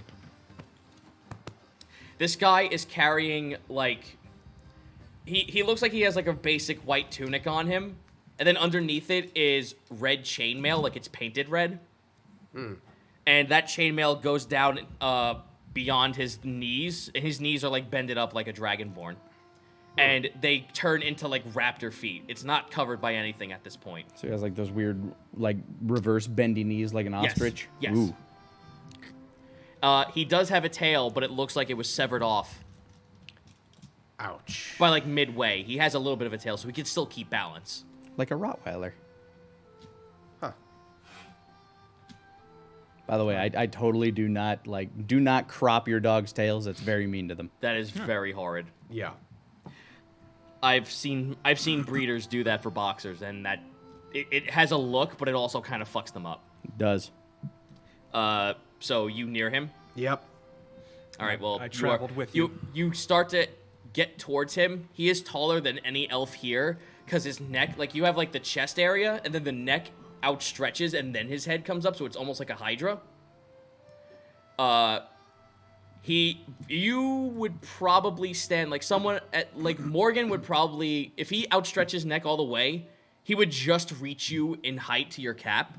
But for Oh, everyone for me? else, Okay. your head is up to his shoulders. He's a tall guy. Not as tall as you. Not but that he's tall. Well, he notices the giant mushroom and turns. Oh, hail. Hello. Hi. I'm Chromagil. I've traveled. You need to sneeze on him. I've traveled with my. Oh, you're right. More of his babies are on me. I apologize. This is how I communicate. Hi, I'm Chromagil. This is my No need friend. to apologize. That's quite familiar with your kind. I'm sorry. Everywhere we've traveled before here, Mike and Ids are often met with Oh, confusion. you're the surface-dwelling kind. Yes. Oh, thank goodness you know the difference. Oh, everyone keeps asking if I'm a funglet, and I don't. It's a thing with my people. We're not big fans. I'm trying to get Not over that it, there's anything wrong with that. but it's just. Oh, Well, I don't know thank what you. I don't know how that's slighted you in any way, but I have journeyed to the Grand Library before, and I've actually taken a peek at your kind before. Have you? We were actually on our way there since you mentioned that, and we hear that we're going to have to pass by quite a few lava runs, and we heard that you might have some gear that may yes. assist in that. Ah, yes. He turns, and when you turn, he turns his head to reach into his pouch. The one side that where the hole was, that looks natural. This side, it looks like something gripped the side of his chin all the way up the side of his face. It's teeth, and then flesh all the way up to where his eye is. You know, I don't mean to press, but I'm guessing you have quite the battle tale. Oh, you mean this? Oh, well, this is unfortunately what happens when gazers attack you and pierce your skin with their gaze. Gazers. Yes. Oh, you don't know what those are? Oh, that's right, you're from the surface. Have you ever heard of something called a beholder? Roll a history check. I was gonna say I, as a human, do. Chromagil doesn't. History check. of Said history? 3. Yep, I'm gonna roll something for Valtara. That's Nat 20 for Valtara! Well, She I got a 4. I got a 7. Valtara instantly just goes, oh, those live here. Oh, those live. I've still Wait, never those are heard bad of- news. Oh, Those are very bad. Your friend's not wrong, sir. I imagine. Gazers are, scratching my cheek. Well, this was only a gazer. It's a small variant of those creatures. The bigger ones actually are intelligent and actually know how to fire multiple sorts of things. They have stalks of eyes that can shoot all kinds of magic at them. Some can turn you to stone. Some can put you to sleep. Some can that thing up in the sky, it's a sun? Yes, that's right, the sun. It could burn down the intensity of the sun down upon you just by looking at you. That sounds less than, All right, we also might want to go ahead and look for some stuff that, I've dealt with something that did something similar in the past. It turned a lot of my companions to stone, and it, Well, it's all right, friend. I used to tell people that this was just an accident from a flump, but then they would just call me a child. Ha! Who would imagine a flump doing that? Not him. History check. Nope, that's a 5. No. 8. That's another 4. Valtara. Nat 1, no idea. Shrug. Let me see if Micha knows what it is. With a nat 20, Micha kind of just like does like that kind of laugh. Yeah, she does that. She actually like gets that. She's just like, oh, you would absolutely be considered a child if that was the case. Oh, flumps, if you don't know, they're almost like flying spaghetti monsters. Except they're quite calm and very gentle to those from the surface. Then why would you even want to hurt them? Oh no, not. That's the joke, sir. She, Oh. she pats you on the shoulder. Ah! I get it. But anyway, you said you were heading down over towards Dimswell. Well, you are descending down the staircase, which means you might be susceptible, especially you, sir, unfortunately. I understand. You my are of predicament. plant matter. Not a big fan of very, very hot places, you know? Either I've trained by a volcano, but it's like not my favorite. Well- I get very flaky. I'll tell you this. I would gladly assist you in heading down the stairwell. I do have one of these with me. He like holds up a small ruby, and it's emanating a very cold, wafting breeze. That feels nice. With a little bit of help from the coalition in Colas, I was able to actually craft this into something to reduce the heat. It won't be of the same effect unless you went to Hex. Excuse me. If you actually made it over to Hexerus, you could probably buy something that you could just wear, maybe like this tunic I have, and it could be imbued with this same property. But Hexerus you- is very close to the lava, right? Indeed. But so long as we have this around, you would be able to withstand it. Okay. I guess- could, for a few coin, and since you are quite the interesting group, I would be able to offer you a tour. I wouldn't mind heading to the library myself. Well, I wouldn't turn that down. I would appreciate more company.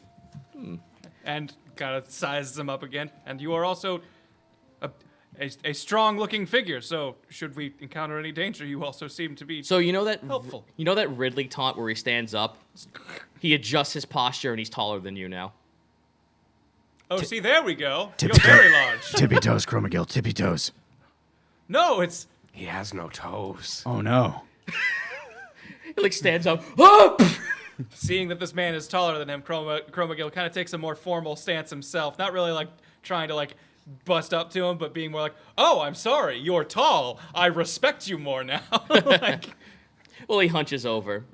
Yes, well, we kind of keep to the stalking type when we're in the Underdark. Keeps us more on the safe side. Are you prepared for actually traveling into Underhallam?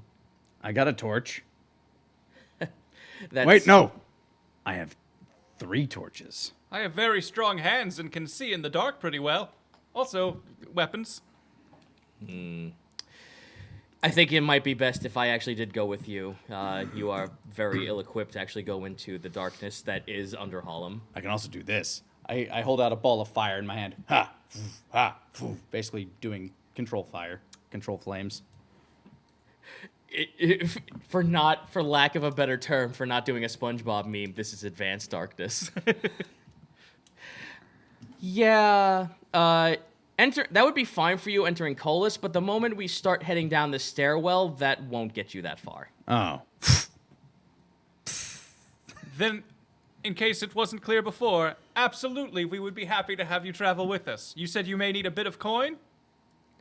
Well, if you would like to do trade, I do have a few items on me. I was looking to see if there's anyone on the surface here who would like to buy anything from the Underdark, and that's a phone. Would I like to buy a phone? Would you like to buy a phone? The new Google Pixel 3a just came out today. Jan Google. It's the Yondu. Hail, traveler. Would you like your gem-casted Google device? Are you telling me my Pixel 3 that I just got 3 weeks ago is now out of date? Hold the Sheikah Slate up to the pedestal. Yep. It was Walgreens. My medication's ready. And don't worry about me. I know I seem a little roughed up, but I've taken a few beatings and I know how to handle myself in combat. He kind of like reaches down to his pouch and he holds up a katana. Hey, I got one of those. I hold out the ghoul.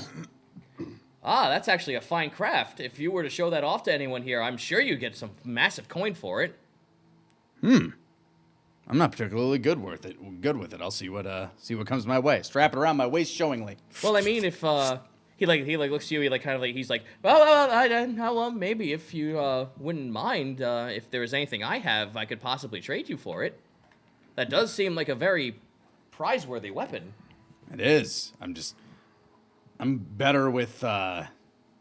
Basically, I pull out like the scimitar that I also have. Things like this. And my quarterstaff.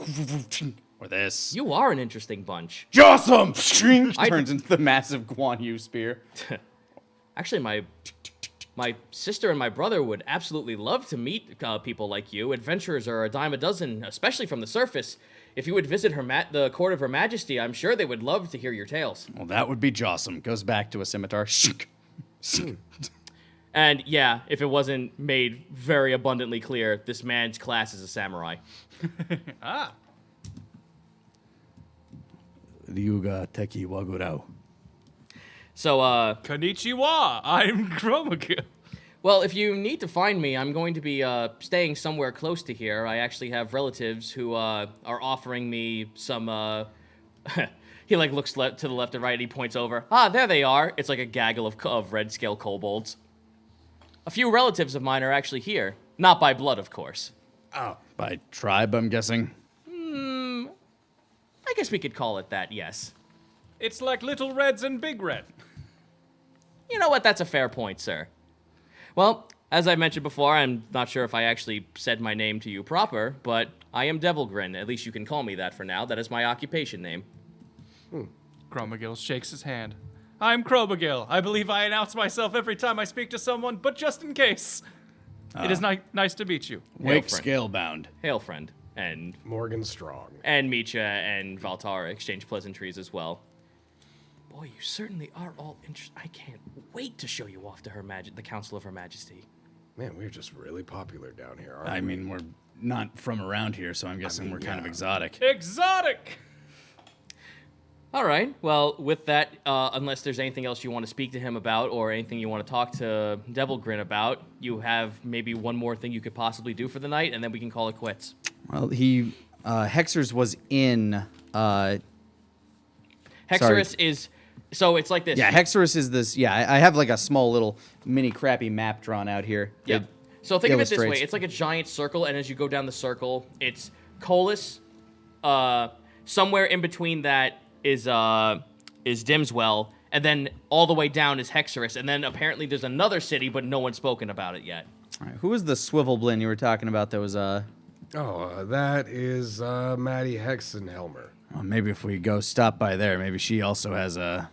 I mean, she knows about Thing or gem two. casting. So she'd probably be able to, at the very least, enchant some stuff that we have. Then maybe we could survive the heat a bit better as well. Couldn't hurt. All right. So you're gonna be looking for a Swivelblin gnome, and saying that name out loud. Who is going to be the first one to try and roll their survival check to streetwise this information? Wake is a wise person. There's a difference between street smarts and book smarts, but it doesn't make a difference when you're rolling at one. Hey! Do you know any sailors? Do you know a place where crazy old gnome ladies hang out? I'm looking for people that smoke cigarettes. Just real quick, what was this, I was once Chinese. Survival? Yeah, It's very right. bottom of the list. Man, 13. you can't wait for the third game, can you? I'm excited. My favorite character in the first game was Mario, the pizza chef who just had the worst fucking Italian accent of all time of all video games Yes. ever. So good and love bad. I got a 13 on my survival roll. All right. Seeing if I could find anything. So based on the information that you were given, you were told that the gemcasters, the let me see if I can. GIC. Yep, the GIC. The I'm sorry if I'm gonna get my information incorrect. I don't want to do that because I wrote all this stuff. The Geode Incubation Coalition. Yep, Geode Incubation Coalition. You kind of don't really need to look that far. There's actually a rally going on near some of the Bazaar. There's a few folks dressed up in what looks like really fancy robes, and there's gems like kind of just like what looks like naturally growing from like parts of their body. If you actually look at like someone's elbow, there's like a geode or like a little bit of a crystal kind of hanging off in their elbow, and like there's some laced on their fingernails. And there's a few with a couple of collars that are actually made out of gold that kind of drape down into what looks like a giant medallion that's made out of a gemstone. They're all standing in front of the worksmen, a bunch of bazaars, as some of the dwarves are actually looking at them, just like cursing them out, and they're like politely just standing there waiting their turn. There's not a lot of folks here that are very kind to them.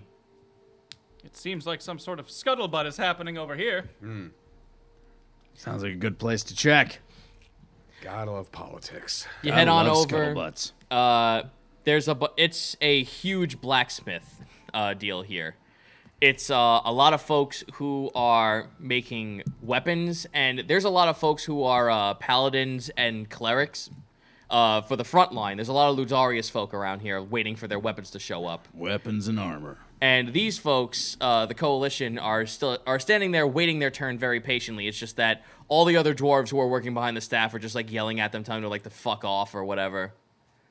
And they're just they're politely and gently waiting their turn.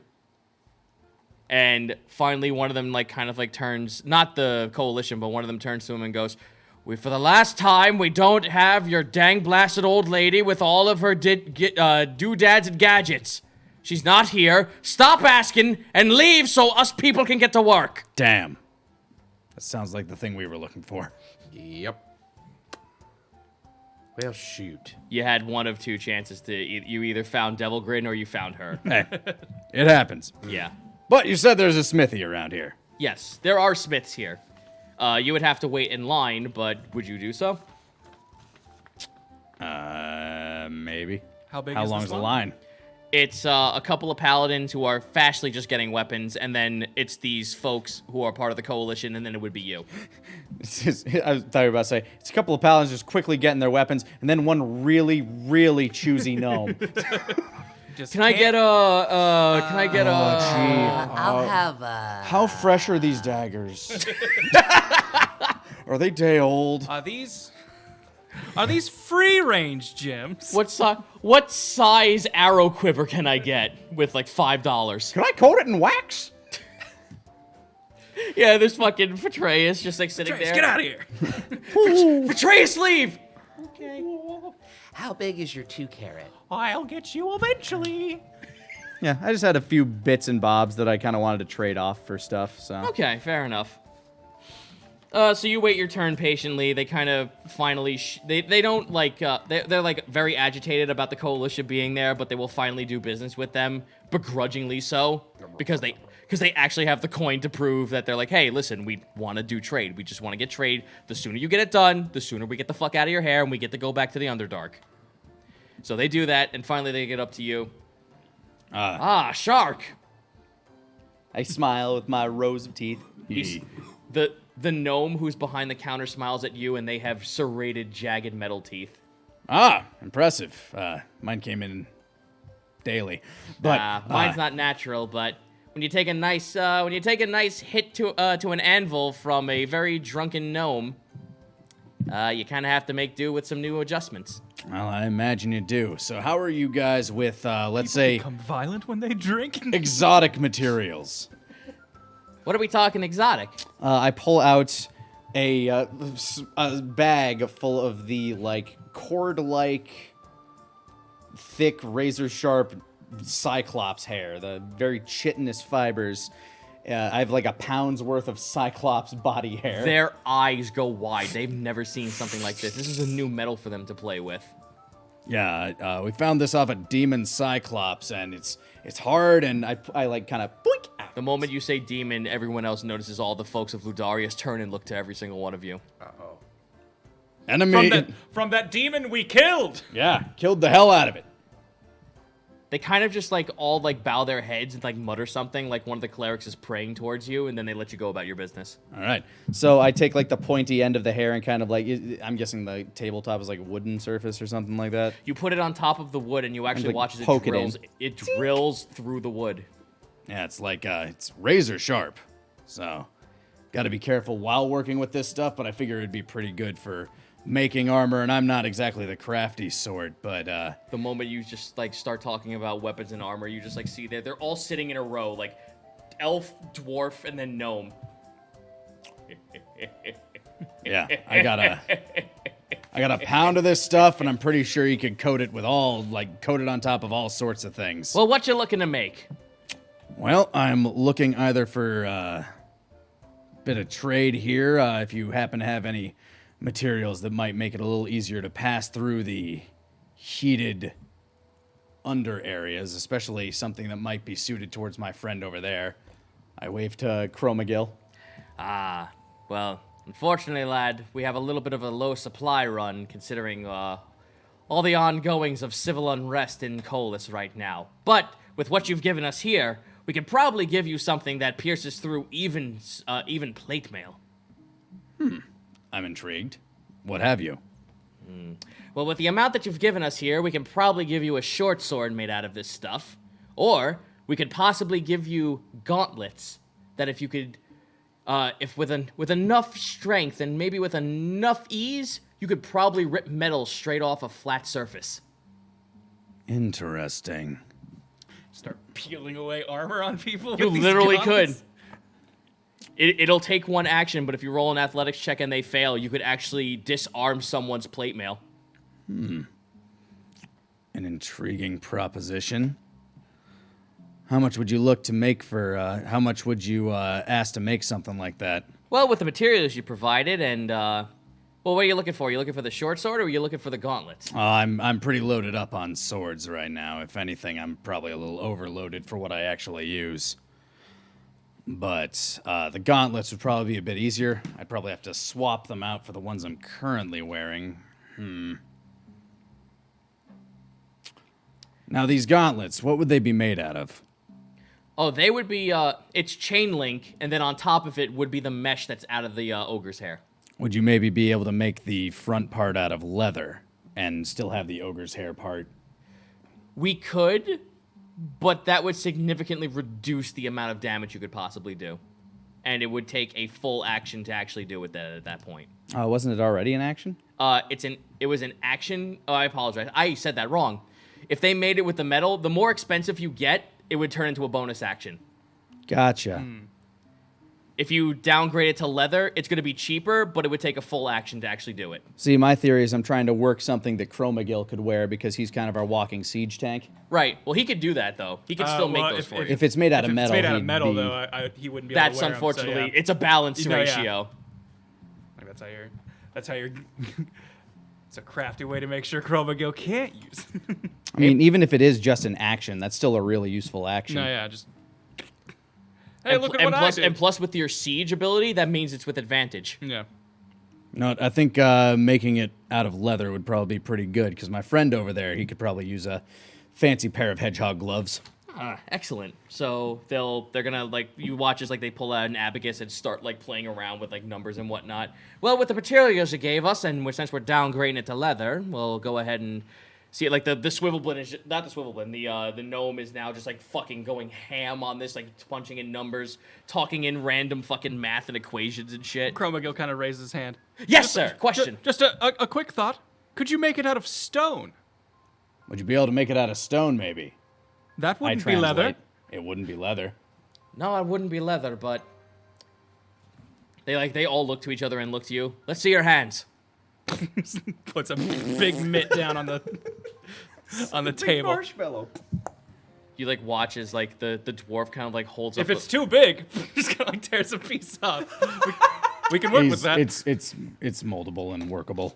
Just kind of grows around things. I'm gonna roll something for them as the dwarf takes out a hammer and holds it over your hand.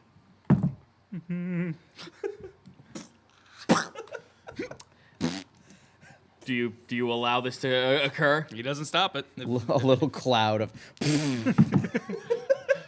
Welcome to Earth, children. So for 7 God! For 7 points of damage, he kind of like slams the hammer down on your hand. No, you daft idiot, we can't do that. Oh. Okay, just thought I'd ask. They kind of like, the dwarf kind of like nods at you like jovially. He knows he's fucking around with you. We can only do leather, unfortunately. Something of stone would probably be better for a siege weapon. We wouldn't have the time and resources to do that. Fair enough. Nothing says we can't upgrade later on, but yeah, the leather will do just fine for now. All right, the gnome goes back to their abacus. All right. It'll cost you 700 gold. 700 golds after materials provided. Yep. Let's see. And since it is a pair of gauntlets, let me roll one more thing. So it's 770. 770. And it would only be attuned to him. Yeah, that's fine. I mean, they'd be built for him. Yep. I haven't been able to wear this since I've had my other gloves on, so I take out my shock gauntlet. How much would this be worth in trade? I'm not sure if... So they take a look at it. They're actually... They're kind of like tickled pink about this. This is tech, something like those Avast boys used to make. Yeah, I got it from a pirate lord. Well, a crew of them, anyway. Quite a tale, lad. Quite a tale. They don't seem plussed by this. They're super fine with that. I figured this place seemed rather neutral as opposed to the military. Well, since it is tech, they're actually pretty stoked about this. They actually tell you they haven't had any sort of income of new technology for at least a couple of months. So this is actually a really nice find. They will part ways with it for 660 gold. All right, so that's the amount that... They would give to sell it. Wait. Okay, so then that brings my total down to 110 gold. Yes. Yeah, deal. Rad. So you give them the gloves and 110 gold, and for the next 4 hours, Chromagil, you're gonna have to be here so they can mold it around your big bulbous hands. That's fine. I'll just go I'll just go to sleep. Just hands out. Just becomes a vapid face. The eyes that sometimes show emotion just go blank. Looks like they're gonna be here for a bit. Wanna go get a beer? I'm down. All right, we go get Oh, an ale. lucky. Yeah, Valtara You've and had enough. Valtara and Micha actually go off their separate ways. They're actually going to see if there's anything they could do to prepare for heading down into the Underdark. So, with that, we're going to go ahead and say that you guys head back to the inn, get yourself a nice, good rest, and for tomorrow, it is time to head down into Underhallum. And by tomorrow, you mean next time at the table. Ha ha ha! That's how that rolls around, right? That is Yes. what you meant. You're right. Good. You're fine. Yeah. But before we go, we got art to look at. Yes, God, we these do. fucking stage lights are bright. This is why I have these. Let me quickly see something real quick because I'm not sure if we have to go up or we have to go down the list. Sometimes you gotta get up to get down. I get down and you lift me up. Yes, show me one, please. Jump around. Hey! Oh, look at that! It's Chroma Grant. Robert Grant. All right, I got it. All right, so from Caesar Morales, or Ziga Exeron, Exeron. here is Chromagil with Grant's face. Hi. Hello. So unnerving, but it's all I could see. Listen, I'm just going to say this right now because we have a lot of fucking art this week. No worries.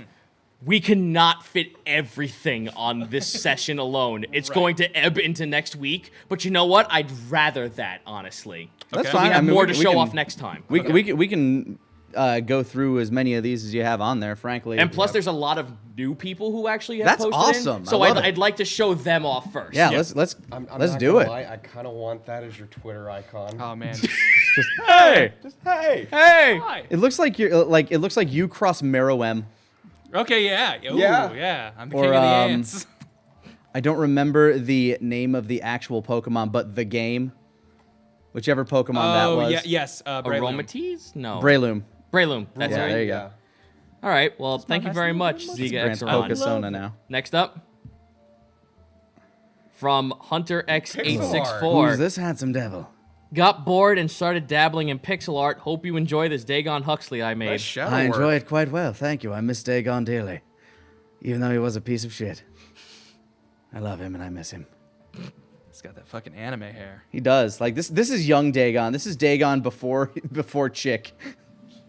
Then Chick happened. He's just like, oh, life fucking sucks. Yeah. When Chick happened, where did I go wrong? Post Chick is GT Vegeta. Oh, fuck. Oh boy. Chick is a mustache, is what we're saying. Yes. Yes, just stick a sword right on your face. Thank you so much. Next Awesome up, stuff. from Mostly Fun Stuff Art. Oh. Let's begin the operation. In spite of losing her medical license in an incident in Zealous, the wandering surgeon Micha has saved several lives with her legendary expertise. She looks like she's about to bust out like a dual disc too. Just like I imagine. Fuck, like, I can see that! I could see this Yeah. as like one of those like, this is a new challenger arises, Yu-Gi-Oh! Duel Links, and then also that would also be the Pokemon picture, like if you put like a Pokeball in that hand Okay, there. yeah. And we also have another one from Mostly Fun Stuff Arts, but there's a lot more from Mostly Fun Hey. Stuff. But like I said, I'd like to also show off some new artists. Yeah. Hell yeah! Look at that. Awesome. And what do you want? Wake, I'm busy in quotation marks. Far more than smart and temperamental, librarian Red is the Volition's best spy and a powerful fire witch. She straight up looks like Medusa from the Inhumans. I bet. I was about to say fucking Sedusa from Powerpuff Girls. Oh, yeah. With True. I believe it. They're both technically hair-based. Yeah, hair-based characters, yeah. So Oh, that is awesome, and yeah, bad. she hates Wake. Hate is a strong word. just each Dislikes. Just each lock of hair Very just hisses at you. Very Oh my Of god. all of the wonders to die, he was probably the one at the top of the list. And you know what? You're He just keeps never on that kicking. lucky, Red. Never that lucky. Alrighty, next up. From Jasper. Oh, God! Shit. That's scary. I like that. That's Oh, I accidentally made this image a little too big. It's cropped out a little bit. I but don't yeah. think you're cropping out that much. Like Not by too much, but it is just a little crop. But anyway, from Jasper PRL.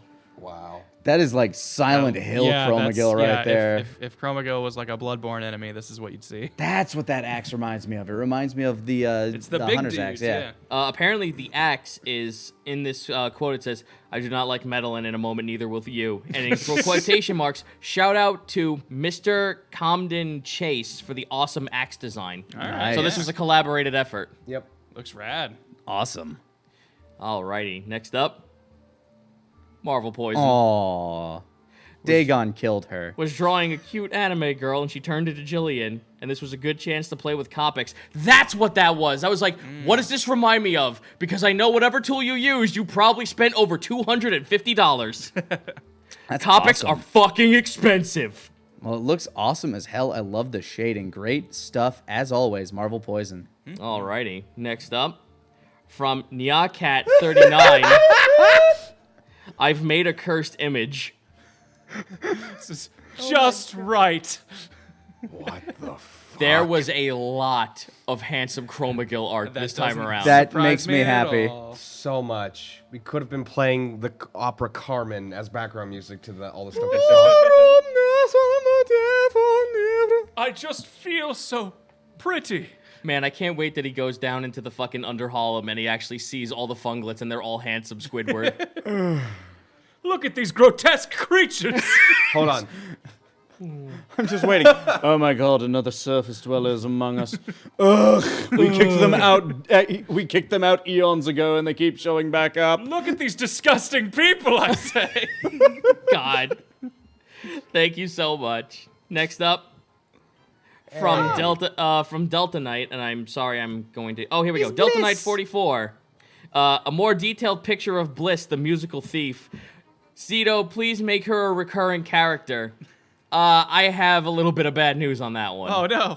She's not dead. Well, she's heading to Zealous. She's We aren't going anywhere near her. We're not going anywhere near Zealous, and she went to Zealous. So Hey, if she recurs, it'll be later. if she recurs, it'll probably She'll show up in somebody's epilogue. yeah, something like that. Yep. She will be an epilogue character. We do not. By the time this session will end, that will have to be the occurrence. But she is a good character, so thank you very much. I like a little straw hat. Yeah.